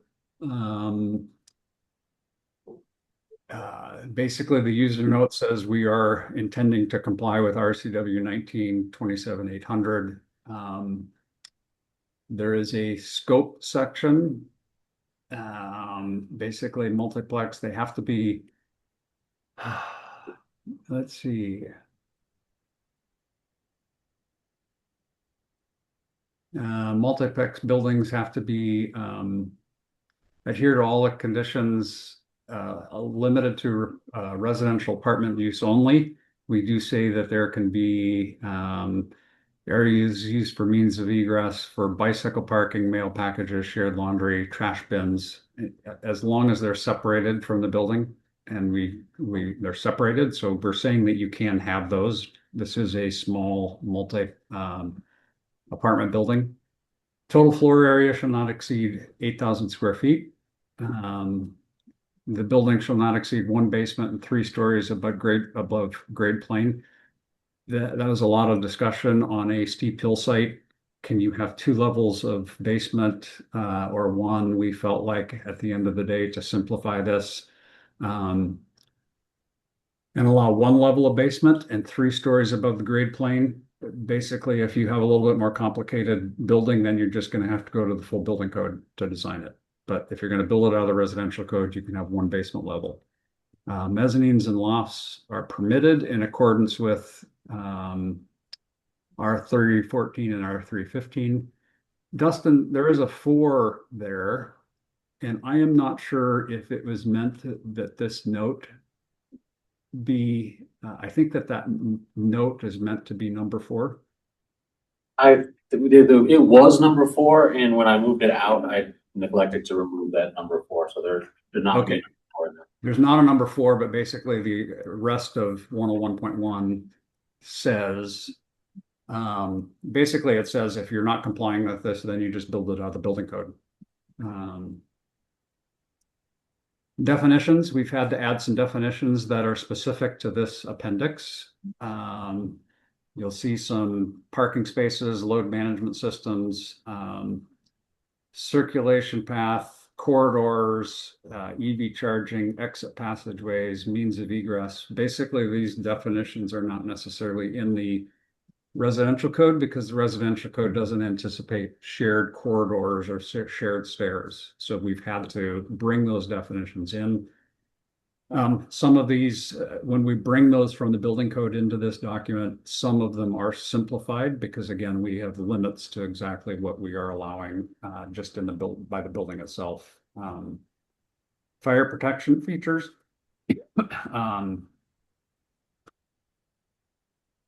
Let's see.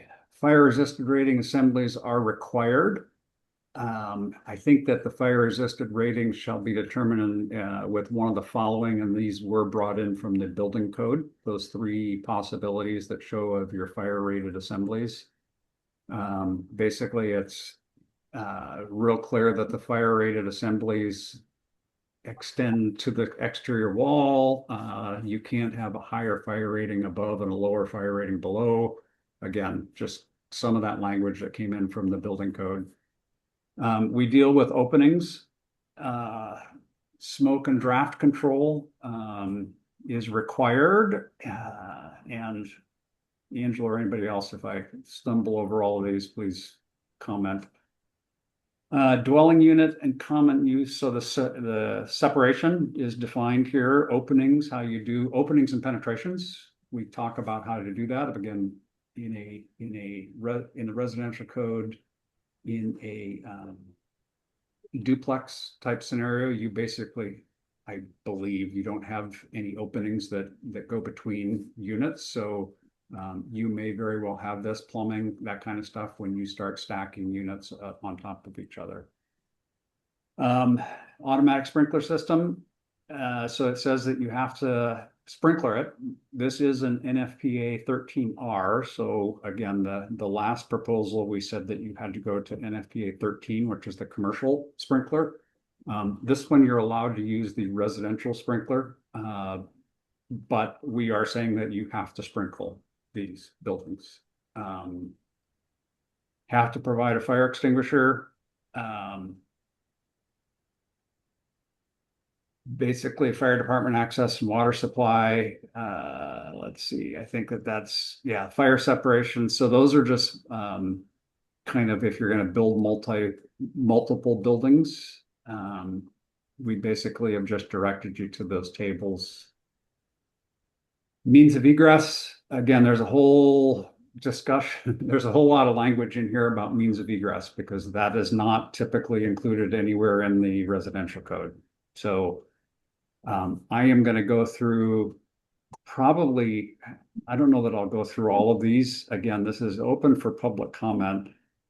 The means of egress is meant to be very clearly defined. And what I think I will do is if you go down to the bottom, Dustin, that's the right, basically everything in the egress section really can be shown in those figures. Is that correct?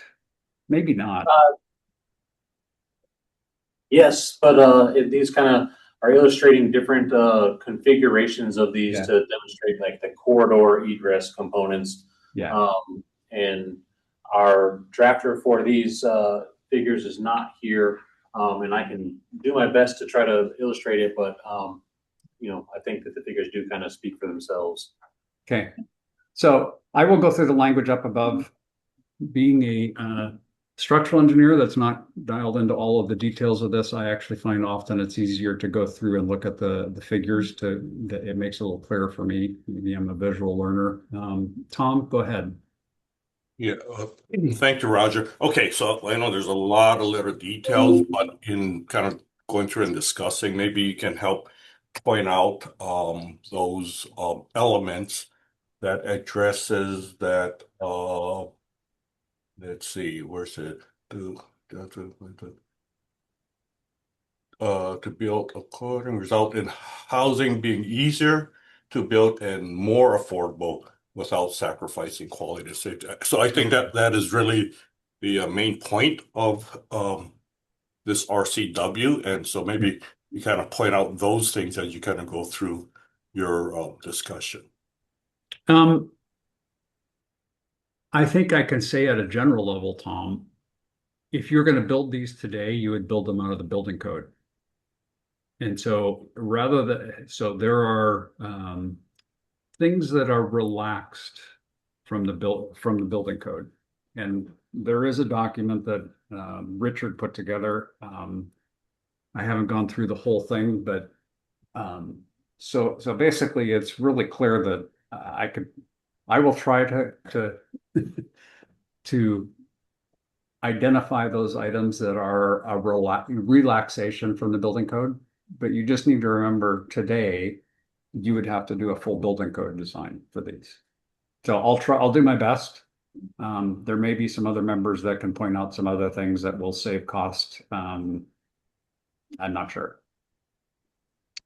So means of egress, again, the user note, we point out those examples below the illustrations. They help me Basically, the means of egress has to provide continuous unobstructed access to the public way. Elements of the means of egress include corridors, egress balconies, interior exit stairs, exterior exit stairs, exterior doors, or a combination of those elements. So again, those are all things that can be part of the means of egress. Means of egress travel shall not pass through other rooms or uses, so you can't exit a means of egress into something else. There are some exceptions there. Common use areas, yeah, is separated from the rest of the building by a minimum 1 hour fire rating. So again, for the most part, means of egress can't pass through into another use. Level of protection shall not be diminished along the path of egress. So basically, if you go into a half-hour corridor, you can't, or a 1 hour corridor, then one hour corridor, you can't go into a half-hour stairwell or something like that. You have to maintain that protection, which is basic understanding in the IBC, but again, there's no language like this in the IRC right now. Obstruction should not be placed in the minimum width of the egress unless it's specifically allowed. The egress dimensions are 36 inches wide and not less than 7 feet, 7-foot ceiling height. Travel distance, we brought in the 125 feet of travel distance. There's a whole lot of information here about the doors that are in the path of egress. And I actually, again, I think that if you look at those illustrations, I'm not going to necessarily go through every single one of these, but if you're interested, they're there. You can dig into it and kind of compare all 10 of those with the illustrations down below. You do have to eliminate the means of egress. So we've talked about foot candles. Again, this is pretty straightforward directly from the building code. In fact, maybe simplified from the IBC. Slip resistant surface, guards. That's railings, that type of stuff. And basically we're saying that means of egress has to be maintained. This is, again, thinking about a duplex, which is the typical residential code, you're basically responsible to maintain your own unit. Here, it's kind of assumed that there is a management entity that has to maintain the corridors. So we're saying that the means of egress has to be maintained. Going down through the illustrations, as Dustin said, we've talked about 3-story building exterior stair, 3-story building interior stair. Each of these does show like the fire protection for the windows if you are within 10 feet, etc., of an opening. So if you're looking at what fire protection on the windows needs to be, that would be included, or it's included up above, but you can see that information on these illustrations. Going down 104.2 corridors and exterior egress balconies. Basically 104.2 talks about the corridors. So corridor protection, fire resistance, a minimum of 36 inches, limit of 20 feet. Egress balconies. Those are something that, again, are brought into from the building code. You are allowed to use egress balconies. Exit stairways. So again, corridors is one piece. The exit stair is another. It's not all one.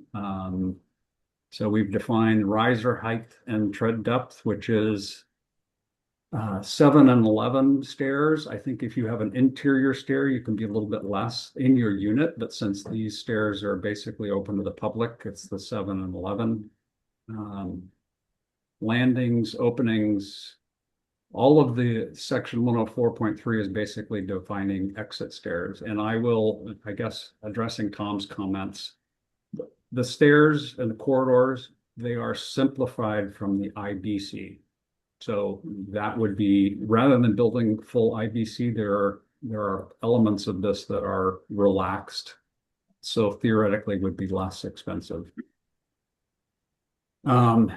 Interior exit stairs. So this is if it's completely enclosed. So I think 104.3 was exterior or exit stairways, and then 4.4 is interior exit stairways. So if it is completely enclosed, then you have penetrations to deal with, etc.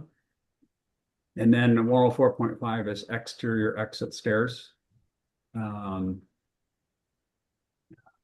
Let's see, you can have, if it's an exterior stair, it has to be open on one side.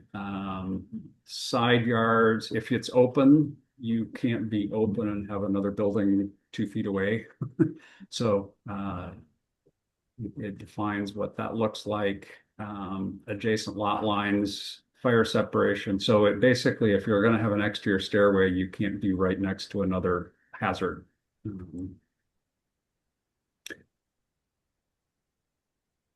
We basically 104.5.5, there was some discussion. Because you have stairs, there is now space underneath the stairs. We do allow the space under the exterior exit stairways to be used as long as it's enclosed in a 1-hour fire resistant construction. There's a lot of conversation about particularly e-bikes and charging in these. So that is a fire hazard, and I believe that we don't have any and Dustin, I may be making an incorrect statement, not allowing any plugins in the corridors because we don't want people out there charging in the corridor. I do believe that that's an accurate one. What's that? I do believe you're accurate that we're not allowing the plug-in devices.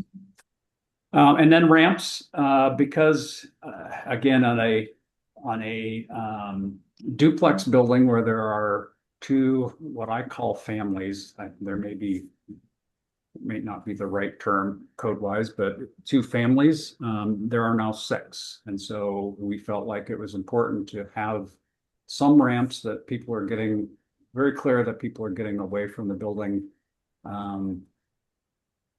So including the ramp language, again, that comes in from the building code.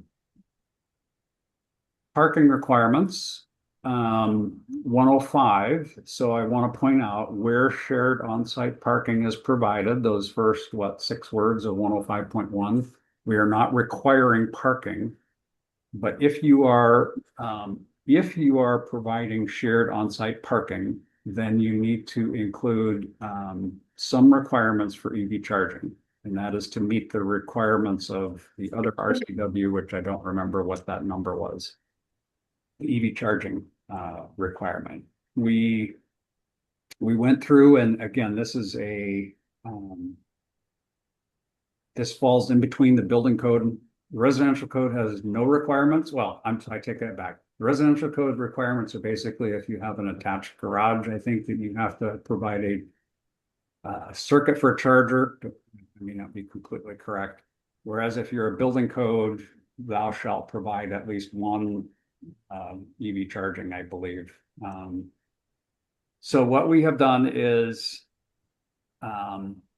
you basically, if you are providing shared parking, you need to do an EV ready parking space. That's the bottom line. I think that there is a table down here that basically says required minimum. That's if you have accessible parking. So if you're providing shared parking, you get into both accessibility parking and EV charging. So we've kind of simplified this. If you have shared parking, you have to provide an EV ready space, which for those who don't remember that whole conversation at the building code, those are basically the simple description is there's a conduit there to make that an EV charging space.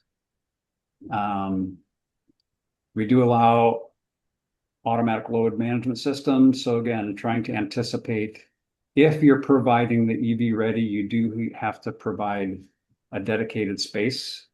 And I don't know, Patrick might correct me if I say something wrong there. Patrick was very instrumental in writing that. So the bottom line is, if you do provide on shared parking on site, there are some requirements for EV parking. They are not as stringent as the building code. So again, Tom, this would be a reduction in cost over doing it for the building code. 106 is accessibility, which basically says that you do need to, where there are 4 or more dwelling units in a single structure, you do need to consider accessibility, and we direct you to the IBC for that.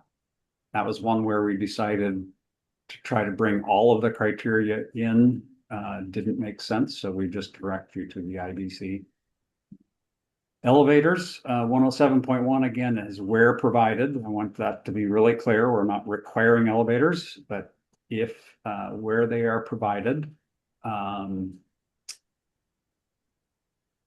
let's see, platform lifts, elevator platforms. Basically, we direct you to the section where you need to for elevators, and I don't remember. I think that these are not required to be stretcher elevators. And the discussion was, if you don't have an elevator, the first responders are going to bring people down in a stretcher through the stairs. If you provide an elevator, that the ability for them to take them down the stairs is the same. So habitable attics are not permitted. And the only structural provision is lateral force resisting system. If you're in seismic design category D2 and exceed 2 stories, it just needs to be designed by a professional. What we found in talking with city officials and engineers is most buildings that are even single family residencies these days are, the seismic design is done by an engineer. There are prescriptive requirements within the residential code that you can use and not have an engineer design. But the cost of meeting the prescriptive requirements are higher typically than hiring an engineer to actually do your seismic design. So you still can do a prescriptive design in our code, but if you are not in seismic design category D2, but we were told by City of Seattle that it's been a long time since they've had a prescriptive design come through. Nobody does it. So it's still allowed, but unless you're in category D2, but that's the only structural provision that's required. So that is it. Thank you, Roger. Like with the single exit, an impressive body of work for you and the tag to put this together. So congratulations on getting it to this point. We have hands raised by council members and the public. We'll start with Tom. Yeah, thanks. Hey, this is really, really good. I did have one question though, in the section about illumination. It talked about illumination in the exit ways, under normal power and what the light levels would be. Was there any consideration for battery operated lighting in the event of a power outage in those exit ways? Or is it included by reference somewhere else that I didn't catch? Dustin, you might have to help me with that. I definitely find it in here. Go.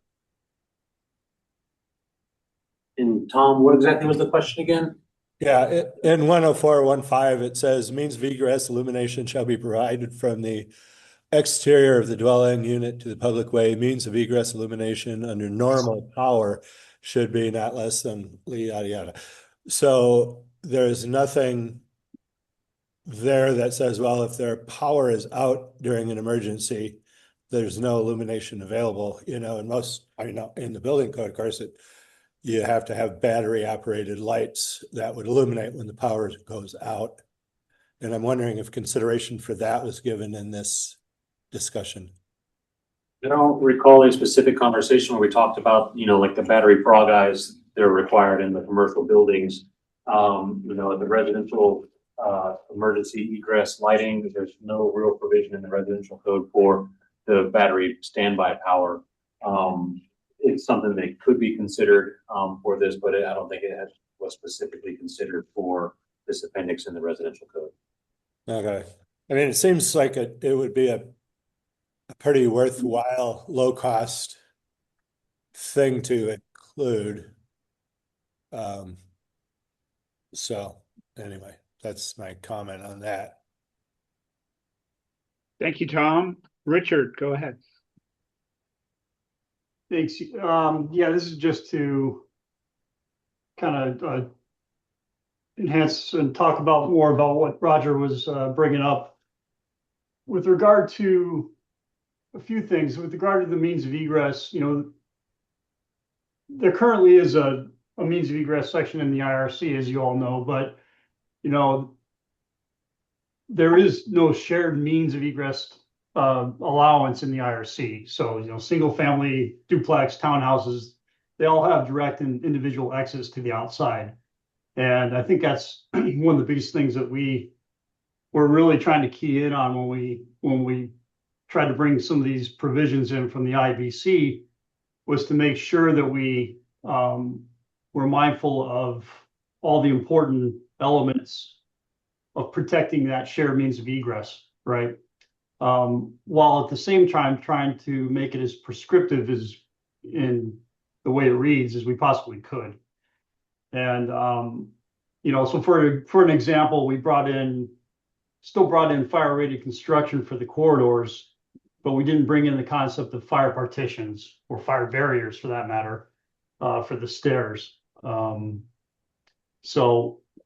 We're just trying to, again, to bring in the important pieces while doing what we thought was important for the direction of the legislature, which is to make this easier to use from somebody who's more accustomed to the IRC.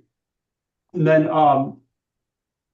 with regard to the accessibility, the way that reads, it's actually consistent with the way the IRC reads, but the IRC points to R3 occupancy provision requirements for accessibility. So in other words, if you had townhouses that were more than four townhouses for a building, you more or less get out of all the requirements anyway, because it's multi-story units, but you go to R3 occupancy provisions in chapter 11 of the building code. This just directs you to R2 occupancy instead. And really the biggest reason is just so that it still functions like an apartment building in terms of accessibility. And our biggest concern was if you had more than one of these 6-unit buildings on a site, that would trigger type A unit requirements, and we didn't want to lose that. So I'll stop there, but I think Roger obviously touched on the big stuff. I just wanted to kind of add some additional clarification. Thanks. No, I appreciate it, Richard. Again, you're dialed into a lot more of those details than I am. So very good. Patrick, go ahead.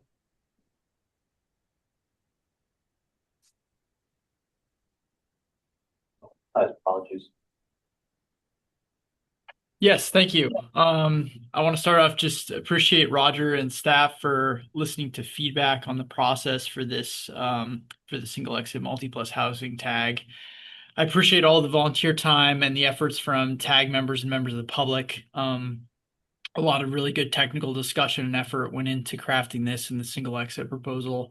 I think this tag became a model for how to work in an organized and collaborative way to maintain life and fire safety, while also looking for ways to reduce construction costs, increase design feasibility, and help reduce housing unaffordability in Washington. And then, thanks to Mike Chappelle and Richard Williams also for helping fine tune the EV charging section in this, and the tag for working on that. I think Roger did a fairly good job summarizing it. I would just say it matches the structure and the changes that we're making in the IBC for the state amendment for EV charging, but increases requirements slightly above the current IRC state amendment. But the changes across all three are meant to blend and sort of synchronize and use similar terms and language and have similar structure.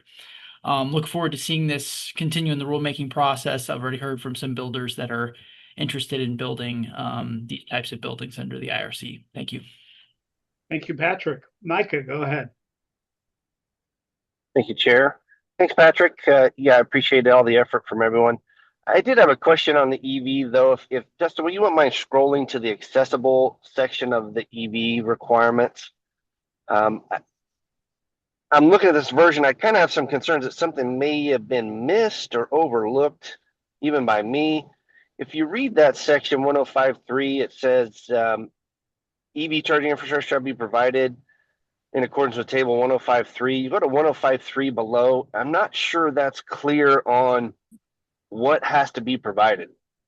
If I'm reading that correctly, if you provided 2 accessible spaces, you would be required to provide 2 accessible EV ready spaces, or both of those would have to be, that'd be 100% of your accessible spaces would have to be EV ready. Am I reading that wrong, Patrick? And I'm guessing it's just not clear what's required if you go to that table. That's all. Other than that, I think it's a great document, and thanks for everybody's help. Patrick, go ahead.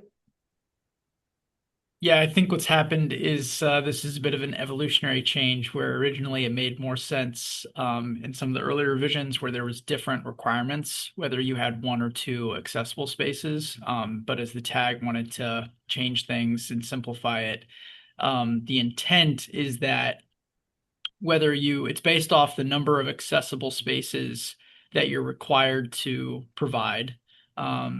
And that deals with like ADA, some of the IBC requirements. So whether that's 1 or 2, one of those spaces needs to be an EV ready space. That's the intent. If the language is unclear, I think that can be changed, and that would not be a significant change. Okay, so what I'm hearing is the tag's intention here was this table would be 1 EV ready space in either case of 1 or 2 accessible spaces. Yeah, and it's those accessible spaces that would have to be EV ready, but they can be designed to serve adjacent spaces that are non-accessible. Understand. Okay, Ty, go ahead. Well, I would just say as to that point, if that's the intent, then having a table at all seems to be add to the confusion. I don't know why you'd have a table like that if you would just have you could just have a statement that, 1 EV ready space out of whatever required accessible spaces. So I guess I'm just kind of backfilling what Micah said, that it's kind of unclear the way it's drafted. And if that's the intent that Patrick said, I think the table should be jettisoned and kind of reworked as just a sentence for clarity. Richard, go ahead. Yeah, Patrick, adding to what everybody has just said. So if you have 2 accessible parking spaces, this table says that they both have to be EV ready, or does it say that just one of them has to be EV ready?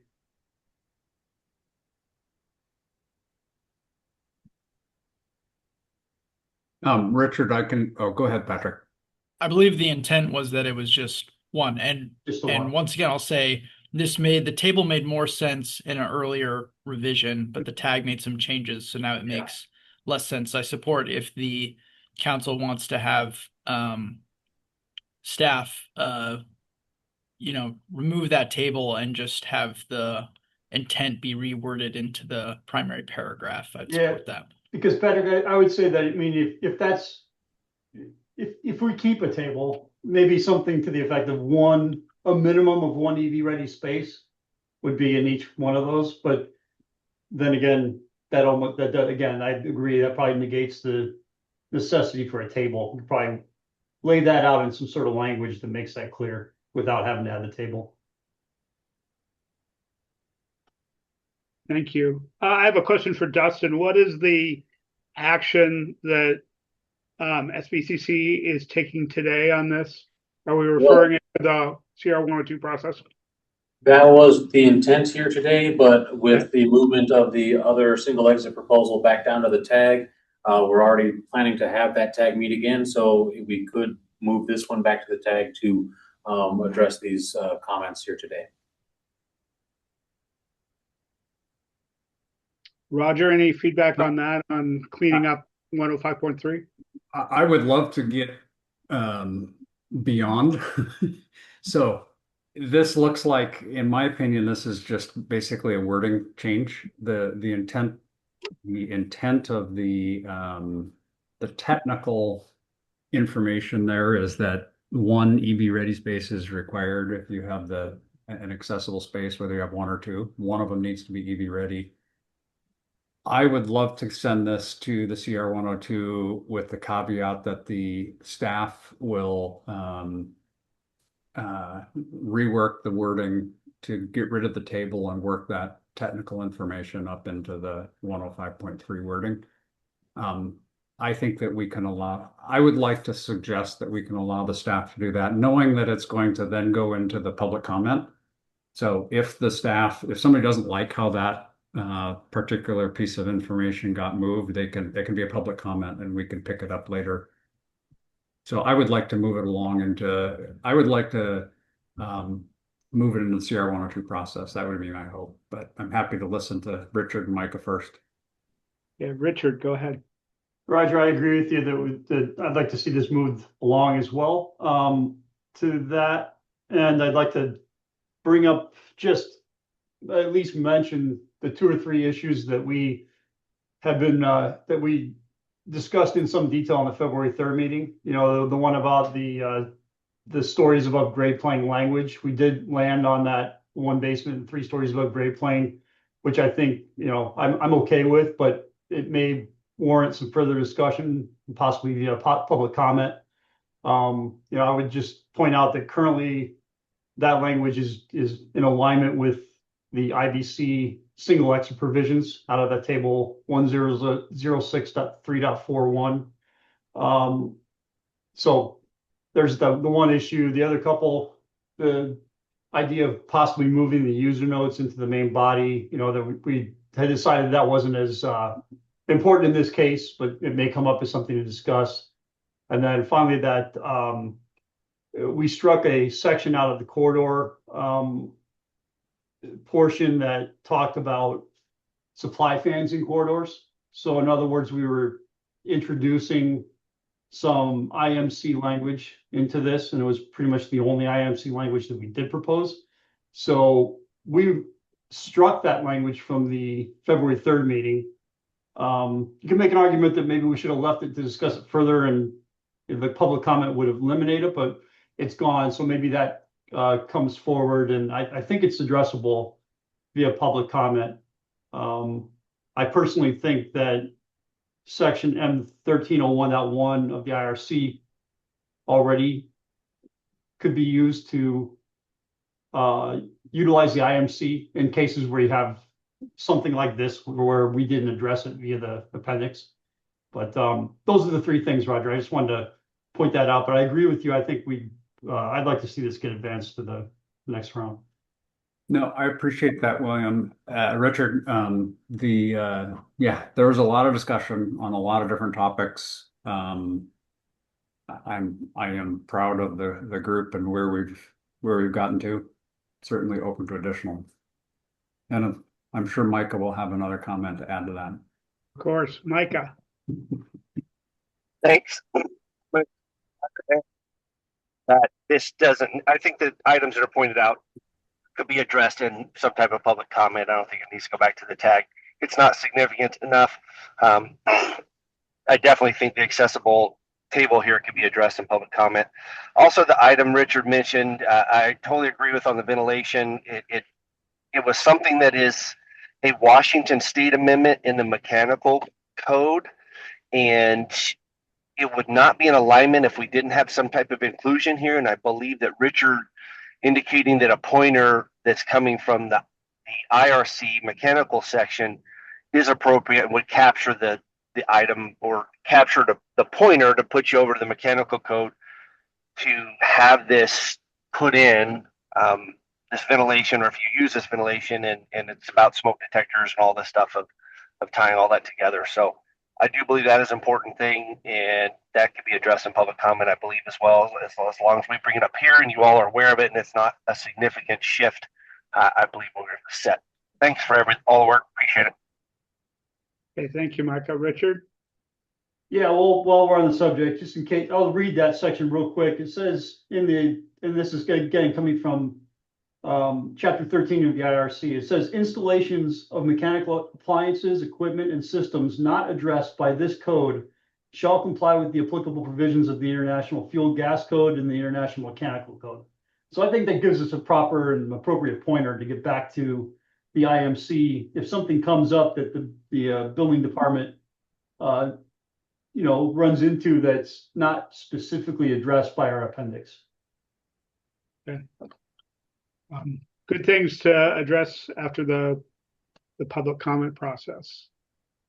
Council, are we ready for a motion? Any other comments or questions?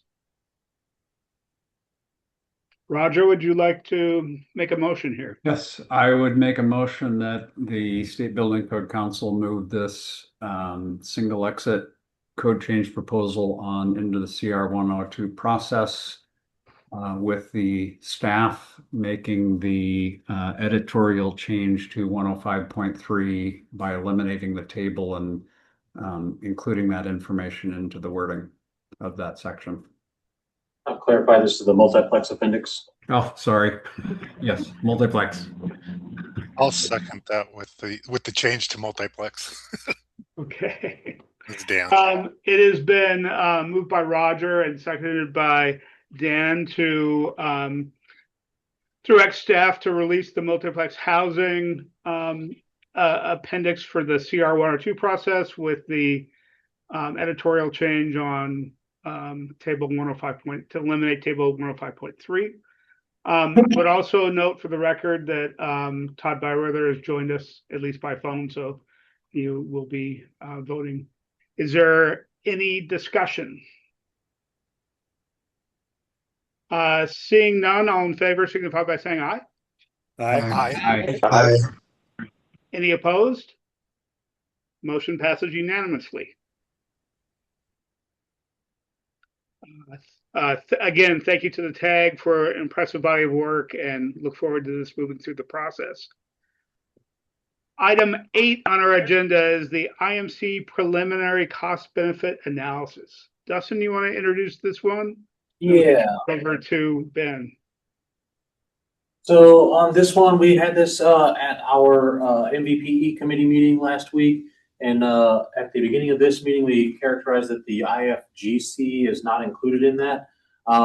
Did a little bit of review, and the IFGC is not included in this. Or I guess before I say that, this is intended to be a preliminary cost benefit analysis for rules adopted under WAC 5152, which is the International Mechanical Code. The International Fuel Gas Code is adopted by reference through that WAC as well.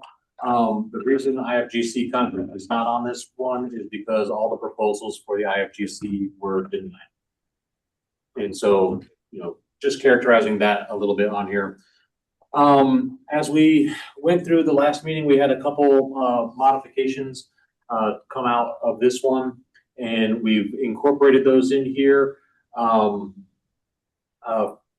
guess let me turn it over to Brandon. He's been the one who's been shepherding this work through here, and let him do a quick overview of the modifications. Most of the content of this is unchanged, and we just wanted to make sure we're covering the basis with compliance with statute. And so we heard some comments on some information that was lacking at the last meeting, and so we've taken some steps to incorporate that into this one. And Brandon, I'll turn it over to you, and if you want, I can let you share the screen or I can navigate for you. If you just want to navigate. Okay, that works. So this was created to give a economic overview that you could easily identify what was going on with each of the proposals. We do have, upon request, we added a legend that kind of highlights positive net cost, neutral, and negative. If you look through the index, you will see that we don't have any negative ones. We have a couple neutrals, and then we have a whole bunch of positive. And that came out as positive or neutral based on both cost to small business as well as health and safety. So it was just formulated in that manner. After that, after the index, we go into our overview, what the purpose of this is, followed by a general small business engagement statement, which talks about how we had different meetings, open forum for small businesses to engage with us about these proposals. Then there's a general job impact, which just is a general statement letting everybody know that we did not receive enough information to make a confirmed estimate on jobs lost or jobs created by these proposals. And then finally, we have a general cost to small business. Once again, we did not get enough economic input on what the cost to a small business would be for each of these proposals.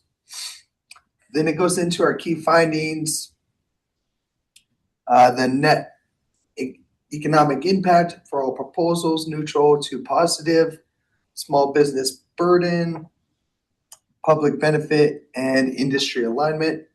Following that, you have a small table that describes all the NAICS codes that could potentially be affected by these different proposals. And then you have the cumulative economic analysis, which just is a general overview of the potential cost savings by proposals, the impact, and minimal increase to neutral to 4 of the proposals. Then we have a few more bulleted points, overall benefits, and the impact summary. And then we break down into the individual cost benefit analysis proposals, starting with 24-GP1-095. I can go over a proposal. Let's hit one that has some impact for us. So let's looking at the key. We said we had no negative impacts. So let's look at one that is positive for us, and looks like 096 is the first one in there. Yes. Okay. This was sent to us by Ben Honora, senior mechanical engineer, and this one eliminates redundant terminology that conflicts with existing Washington ventilation requirements, preventing confusion between balanced ventilation systems and established whole house ventilation system terminology already adopted by state amendments. And if you have more questions on that, I do believe Ben is on the line. And Brandon, maybe this one's really like I would consider a clarification. Obviously, it's helping to reduce confusion with new model code changes and how they interact with existing state amendments. And I guess it maybe if you go down to page, let's say 17 here. For GP1 103. So yeah, like here's one that is introducing proposal for aligning refrigerant shaft requirements with ASHRAE 15. So this is something that we're somewhat familiar with from some of the emergency rules that have been passed around this topic. But here it's providing the basis rationale similar to what's in the code proposal application. And then Brandon and Dustin can explain kind of the economic cost analysis that was included in here. Maybe, and I think this might be a good one for just understanding some of the methodology on what was used and the different categories for which it was reviewed under. Yes. So we went for the construction cost. I went and looked for just public traded companies and what their costs would be. And that information, I don't know if I did on this one. I believe I gave my resources, not on this one, but I do have resources for this that I can add to the bottom of this proposal. And basically, we estimated cost savings between 1,000 and 2,000 per piping run per floor for a typical multifamily project. So that goes up to about 22,000 for a total mechanical room in larger commercial buildings. And it eliminates the need for consuming energy code alternatives and reduces project plan review, which will also reduce the amount of time city and county reviewers have to spend on a project so they can complete more projects efficiently.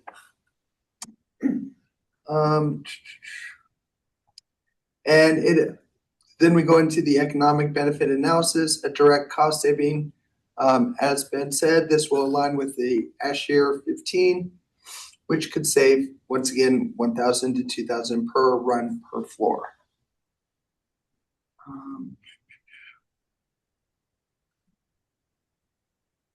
And this will also, just in an operational benefit, will bring down the authorities having jurisdiction disputes over what is correct.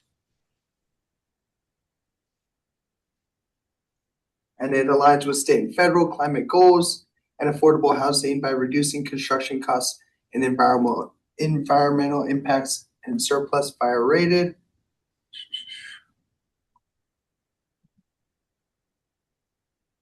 And a lot of the information is repeated throughout this proposal, just emphasizing the cost saving benefit.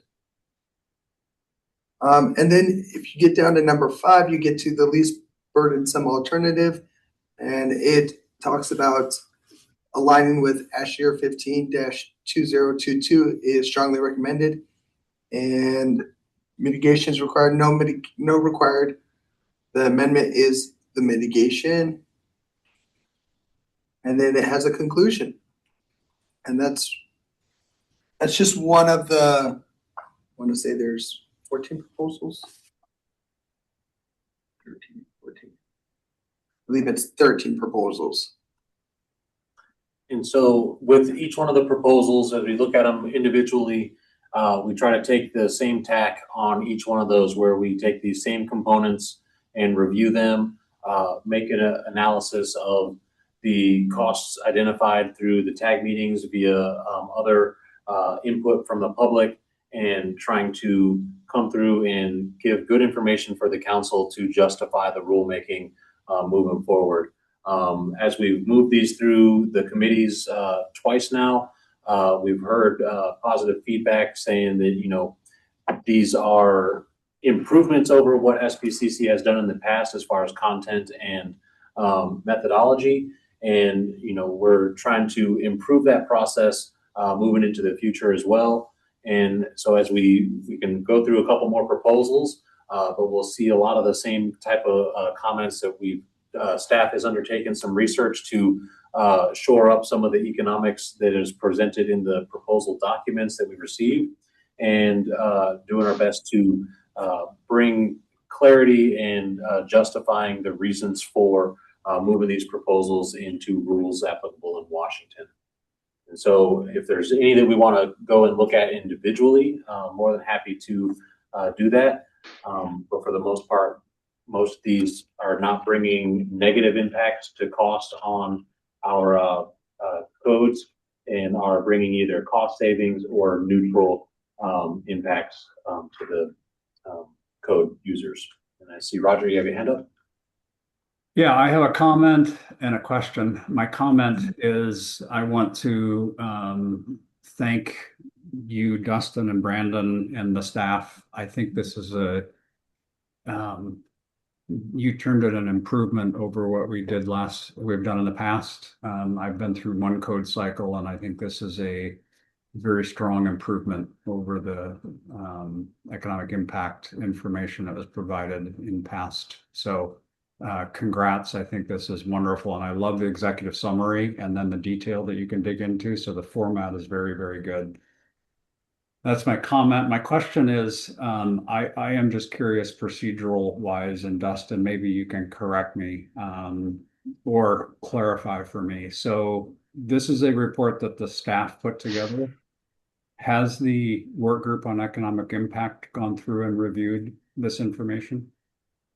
I would say yes, but not in the form of this report. The work group of economic impact did meet to review proposals and flagged ones that they felt were impactful cost-wise for more review. And so we came through with a staff analysis at the work group of economic impact that identified proposals that identified cost for the code. And then we got consensus from the work group of economic impact that that agree or disagree on those and kind of targeted specific proposals to make sure that we get good information on. And since that last meeting of the work group of economic impact, staff has taken the baton and amalgamated all this into a report to be digestible. And, in future code cycles with additional time available, I think that we would engage with that group a little bit more with these reports before bringing them before the committees and the full council. So the idea would be, and I guess this is a question for, I don't know who can answer this, probably Dustin. So are we going to be asked as a council to approve this document? And then this information will get incorporated into the CR 102 for each individual code change proposal? This report will be so there's some drafting rules that the code reviser has on, number of pages and timelines, and there's some nuance to how we include this information with our CR 102 filing. Okay. The intent here is that if we filed this report or any of the other ones that we're working on with our CR 102, we will exceed a page maximum limit that the code reviser has, and we'll then subject ourselves to longer timelines for the code reviser to put that out. Speaking with the code reviser, they have indicated that it is okay to have this available, but not necessarily included in the filing. So the intent there is we're going to have this posted on the SBCC website and a link. There won't be an active hyperlink. The code reviser won't publish a linked text, but we'll have the link spelled out so somebody could copy paste that from the CR 102 into their browser and then be taken to this document for review. So the ask for the council, and this is a new ask for the council. In the past, these reports and this content for CR 102 filing hasn't been approved by the council. This is proposals have been approved to CR 102, and then staff has taken this and done what they can to produce these reports in the past. So this is the first time that the council is being asked to bless this as an inclusion with the CR 102 documents. So if there's additional need for content or changes within this document, we are open to doing that. We have additional preliminary cost benefit analyses we're going to be bringing to the council to review and additionally bless for CR 102 filing. So if there is issue or concern from council members, now's the time to raise it, and we are willing to take this back for some final modifications. But it is my hope that the council blesses these and we can keep these in reserve. It's not the intent today to file CR 102 on the Uniform Plumbing Code or on the Mechanical Code and Fuel Gas Code. Where there's some timing nuance there. If we file early on these and we're not across the line when it comes to final adoption, we can encounter some pitfalls. So bless these, and staff will be keeping these in reserve for filing after our April council meeting, where we're planning to bring the rest of our CR 102 and cost benefit analyses for final movement towards CR 102. Thank you. Ben, go ahead. Thanks, and yeah, thanks again, Dustin, for going through this. And I would just say, like, these are the first two of these that we're looking at, but outside of the energy codes, this is, I believe, the intended format for presenting the analysis for the different 2024 code proposals. So I think it's important to go through kind of the discussion now on how these will be used going forward. And then, oh, good. Well, I was going to say, yeah, for the energy code, the intent was to bring this something in a similar format for the energy codes. We do have a contract running, folks working on that to bring input from a third party for economic analysis for the energy codes. And so we will be bringing something that's going to look very similar for the energy codes, and then we're going to shore that up with the third party analysis. Okay, I'm going to go to Tom and then to Patrick. Okay, thanks. On the in the upper portion here where it says general cost to small business, and then it says you weren't able to get any information. How was that information solicited? So for this particular code cycle, and I would say in code cycles past, we've relied on the code change proposals to bring some initial information there. The tag groups are also open to the public. We're looking to make sure we try to get folks there. And it's also, I'm acknowledging that the folks who might be impacted by these code changes may not also be aware that there's tag ongoings where they can come in and have their voice heard. So in attempts to get additional information, I believe it was September and November, we held some listening sessions where we made it available for the public to come in and opine on the code change proposals and how it might affect them. And so during those listening sessions, we did not get any substantial information that would enable us to create a defensible estimate on some of these criteria we're having here. So in the attempt to show that we are taking into consideration these items, we put in these what we call global statements, or more, they're applicable to the whole report here in this section.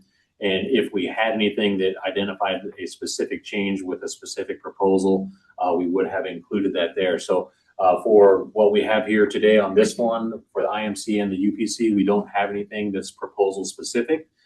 There is potential for some information on the other reports coming through, but like I said, during the listening sessions and throughout the tag, we haven't received the information that would allow us to really put out a number in accordance with what the statutes are asking us to consider. I wonder if there's a different way that we might be able to advertise the need for that information, just so that we at least get something, because it is a pretty big part of, what the RCW requires us to report on. So maybe I do have plans for updated procedure and policy on that as we come through to the 2027 code cycle.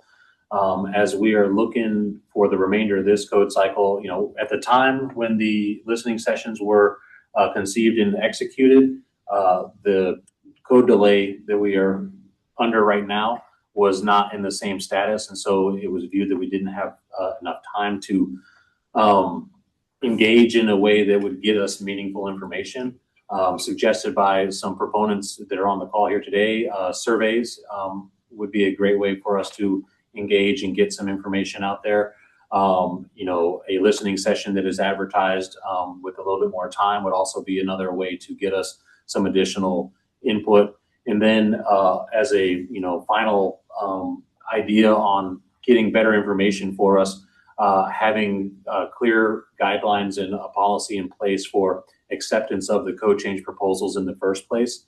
If we can get some of this at the outset of the code change proposal coming in, we can, reduce the amount of lift that we need to do by survey responses and listening sessions. Not that I want to specifically reject proposals as they come in with inadequate information. I want to work with proponents to bring in that information, but then also not have to seek from ground zero this information after we've developed all the technical code language. Okay, thanks, Justin. Hey, Patrick, go ahead. Yes, thank you. I'll preface my comment by saying I won't be speaking to the specifics of the analysis, bar any large mistakes. I think that's best served at other times and venues. But the matter of the SBCC's compliance with the Regulatory Fairness Act is something that is very important to our members and something that I have worked on personally for over 2 years. I want to thank Dustin for listening to our concerns on this topic over the past year and being adamant about ensuring the SBCC complies with the Regulatory Fairness Act. And then give props to Brandon for creating these templates and being receptive to feedback. These preliminary CBA are a massive improvement over past cycles and represent much better compliance with the RFA. I think they create a solid foundation to build on in future code cycles. They'll help give council members and the public quantifiable information about the impact of proposals ahead of the public comment period and then the final adoption of the 2024 code. Where people may disagree with the SBCC estimates, they can compare sources, assumptions, and estimates and provide that information to the council. So I think it helps improve compliance with the law and will help improve the public comment and the rule adoption process. So thank you. Thank you, Patrick. Ben, does the MVPE committee have a recommendation on this?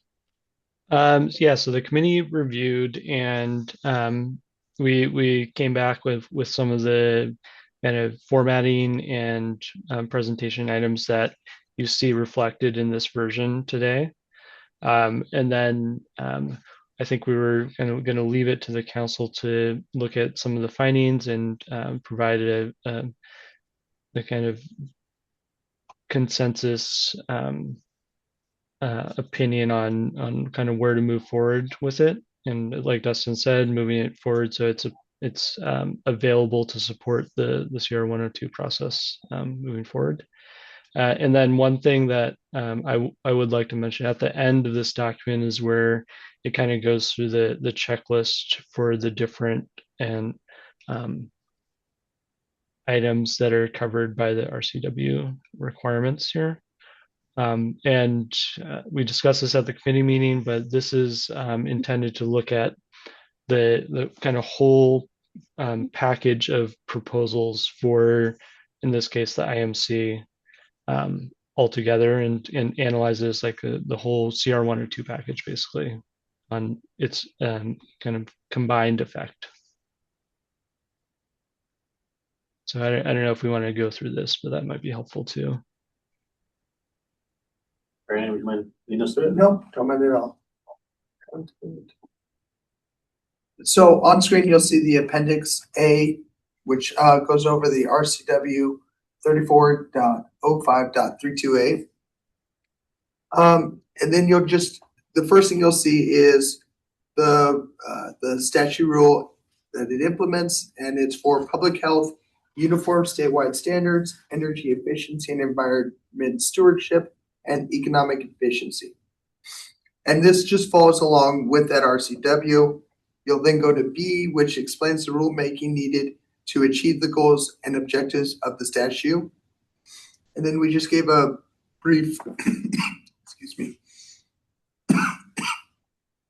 overview. The rulemaking it is needed because the existing mechanical code framework on its own cannot fully achieve the legislative goals of the State Building Code Act for safety, uniformity, energy efficiency, and economic efficiency.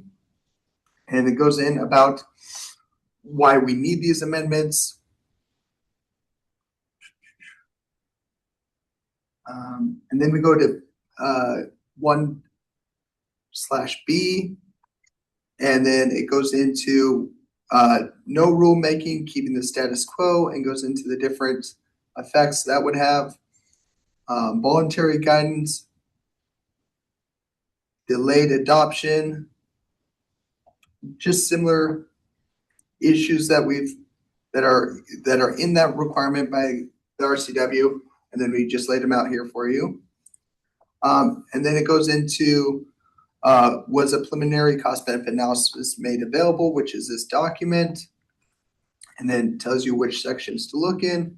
Can I pause you for one moment? Go for it. So that last part, a preliminary cost benefit analysis was made available. I mean, yes, this is the document, but we will be using the same form and kind of content with updated information for our final cost benefit analysis. And this document is designed and compiled to comply with both with the Administrative Procedures Act, which is specifically quoted here, RCW 3405-328, which is the notice of significant rulemaking within the Administrative Procedures Act. But then we're also including within this document components that show compliance with the Regulatory Fairness Act, which isn't specifically quoted right here, but it is referenced within this RCW 3405.328. And so I just wanted to pause there. This specific component is here because it's part of the framework of what we're going to be doing for the final cost benefit analysis. And from there, we go to section D, which just tells you where to look in this document for that information. And then once again, is this the least burdensome rule? Yes, it is. And each of the proposals has that section within their proposal. So you can also find that information on each individual proposal.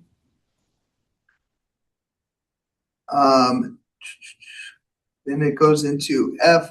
Does this rule require those whom it applies to take an action that violates requirements of another federal, state law, or federal or state law? No. And then we go to G. Does this rule impose more stringent performance requirements on private entities than on public entities? And no. Same across the board. And then just a little bit further down, do other federal, state, or local agencies have authority to regulate this subject? No. If this rule is different from any federal regulation or statute on the same activity or subject? No, it is just, for the most part of this, it is just more strict. And then explain ensures that the rule of coordinate with other federal, state, and local agencies, laws, and rules. And yes, it aligns federal, state, and local agencies that are permit holders are directly notified by SBCC of any proposed changes to their permit fee rule.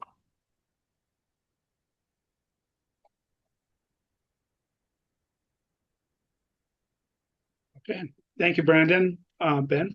Yeah, and yeah, thanks, Brandon and Dustin, again for going through this and yeah, providing this kind of summary of what the requirements are here and that we're trying to fulfill. So I guess the documents have been posted and they've been made available with the previous versions for the committee meetings and such forth. So I guess I would suggest maybe opening it up to if there's any comments regarding the overall content or specific items for different proposals, and then following that, maybe proposing a motion to move this forward. Thanks.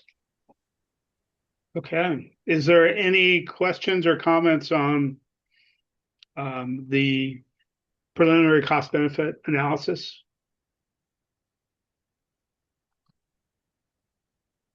Seeing none, I'd like to entertain a motion to accept the IMC preliminary cost benefit analysis and direct staff to include in the CR 102 process as appropriate. So moved, Ben. Is there a second? I'll second. Okay. It's been moved by Ben. I'll give that to Tom Young for the second. Is there any discussion? Yes. Tom, go ahead. Okay, so in the MVPE community meeting,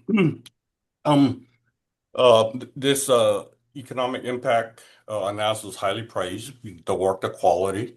But there was some discussion to kind of ask, the effort, required to do this, and this level of quality, I believe, is what the Building Code Council should do for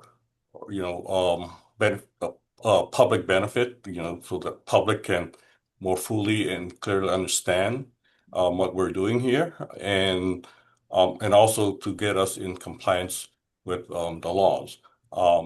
And I think we maybe had somewhat squeezed this out of Dustin because he's so dedicated, but it is a tremendous amount of work. And so kind of my concern is, yes, we need to do this, but the the load and burden that that we keep increasing on the staff is a concern to me. But overwhelmingly we like this format. And I'd like to comment that I fully acknowledge it's a huge burden for staff. And with careful consideration and planning for the 2027 code cycle, I do believe that we can reduce some of that burden on staff for this one. And so I mentioned it before, I'd like to invite stakeholders on this call and not on this call to stay tuned for executive committee meetings where we're plan the 2027 code cycle and make improvements and changes in the process so that we can expect a smooth code cycle. I'm hoping to not experience as much delay or any delay in the 2027 cycle, but we have to get there first. Thank you. Katie, go ahead. Yeah, Tom, thanks for bringing that up. That was on my mind as well. It came up in the MVPE, or maybe, yeah, it came up in one of the committee meetings, and it would just be nice to consider, Dustin, maybe when we're doing that sort of post-mortem on the 2024 code, to think about things that we can take off of your plate at some, like we're adding things always. But I'd love to be a part of that if possible. So this is great work. This is amazing work, and really appreciated. Thank you. And I want to give a big applause to Brandon. He's got the most mileage on this one. So big collaboration, and more to come. Great. The motion on the table is acceptance of the IMC preliminary cost benefit analysis. All in favor, signify by saying aye. Aye. Any opposed? Any opposed? Motion carries. Next on our agenda is UPC preliminary cost benefit analysis. Document is in the same format. There are a handful of items that have cost savings. Is there anything, Dustin, Brandon, Ben, you want to highlight with UPC? The only thing I'd like to highlight is that it is, just like you said, majorly similar to what was identified in the mechanical code preliminary cost benefit analysis. We have the same changes made to this one, given a reader a clue to what the impacts might be sooner in the report, instead of having to go proposal by proposal. Looking through here, Brandon does have to take a leave here. He's got some kiddos that need some attention. But for what we have going right here, just my cursory review, most of the proposals bring a neutral impact to the code. And then looking at the key here, I'm viewing it like a user would, looking for the asterisks here. We have a few that bring in a positive economic impact to the code. I don't have a specific proposal I'd like to talk about, but I'm more than happy to go down and review it. But we've similarly added in these general statements to cover the statutory requirement that we are addressing these items, but fully acknowledging we didn't get enough information to really come out with the defensible numbers to put out in this report. So instead of guessing where we're at on that, we put out the statement that we didn't get enough information on there. We have the stuff we've talked about in the previous versions of this. And then as we run through, we have the general, as Ben mentioned, kind of a holistic look at the plumbing code changes to show that we are meeting the intent of the specific points of the statute, and then also, considering them as, the code as a whole, and trying to provide defensible information for this. So I'm happy to entertain questions. I might not have as much of the in-depth knowledge as Brandon has as he makes his exit, but I can definitely follow up if there's questions I can't. Great, thank you, Dustin. Any questions or comments from council or the public?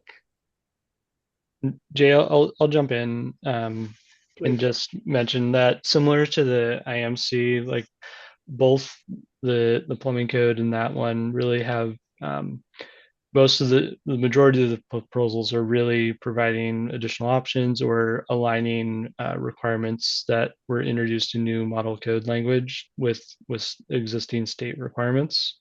So there's a lot of that, as well as some proposals that are introducing just additional means of complying with those requirements. So there's not a lot of burden for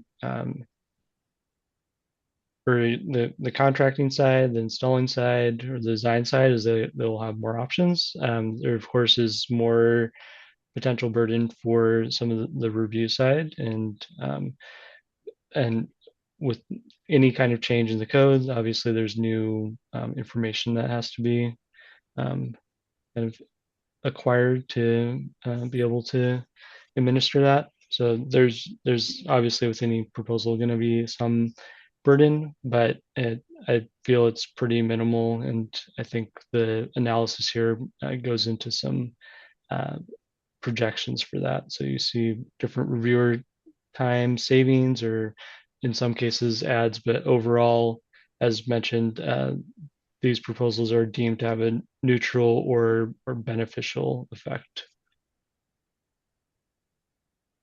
Thank you. Patrick, please go ahead. Yeah, I'll just ditto my comments on the previous CVA. Thank you. Okay, thank you. Any other questions or comments? Ben, can we get a motion? Sure, Jay.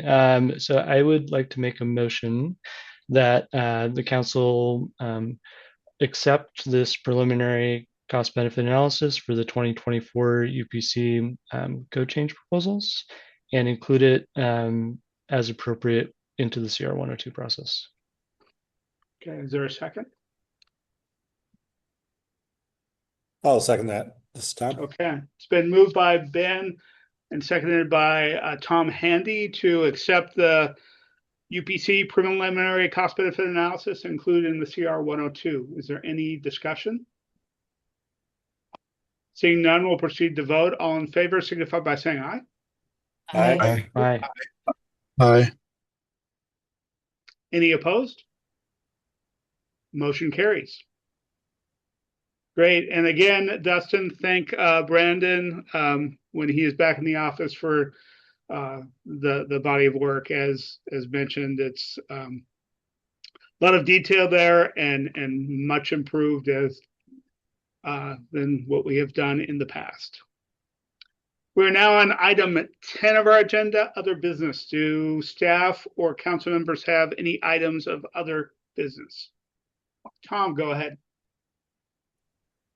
Okay, so I would like to say that I am very impressed by the dedication and the intellect and the knowledge and experience of all our council members, committee members, and those people that serve on the tag. And what I've learned is that um, a code update is an extremely complicated process. And there's some of us in here that their jobs are to manage very complicated processes, um, including like Scott, who I share some background with. And so in managing very complicated processes or projects, those of us who manage these use like CPM scheduling or critical path method.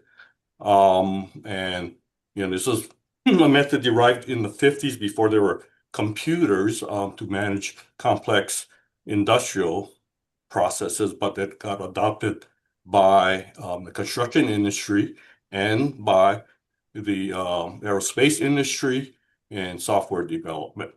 So I think after the dust settles with this getting this last code update done, we should go in, create some kind of committee, an ad hoc committee or something, and start mapping out this code update cycle through the CPM method. And I think it's probably something more of interest to the executive committee. And so some of us can help with the like the software using the various project management software. But I think we can kind of help build this, and we can, if we need to, demonstrate to the legislature, the things we need to do and perhaps why we may need more resources. I think that would be a good exercise. Getting codes updated is like a lot of wood to chop. So we might as well sharpen our axe.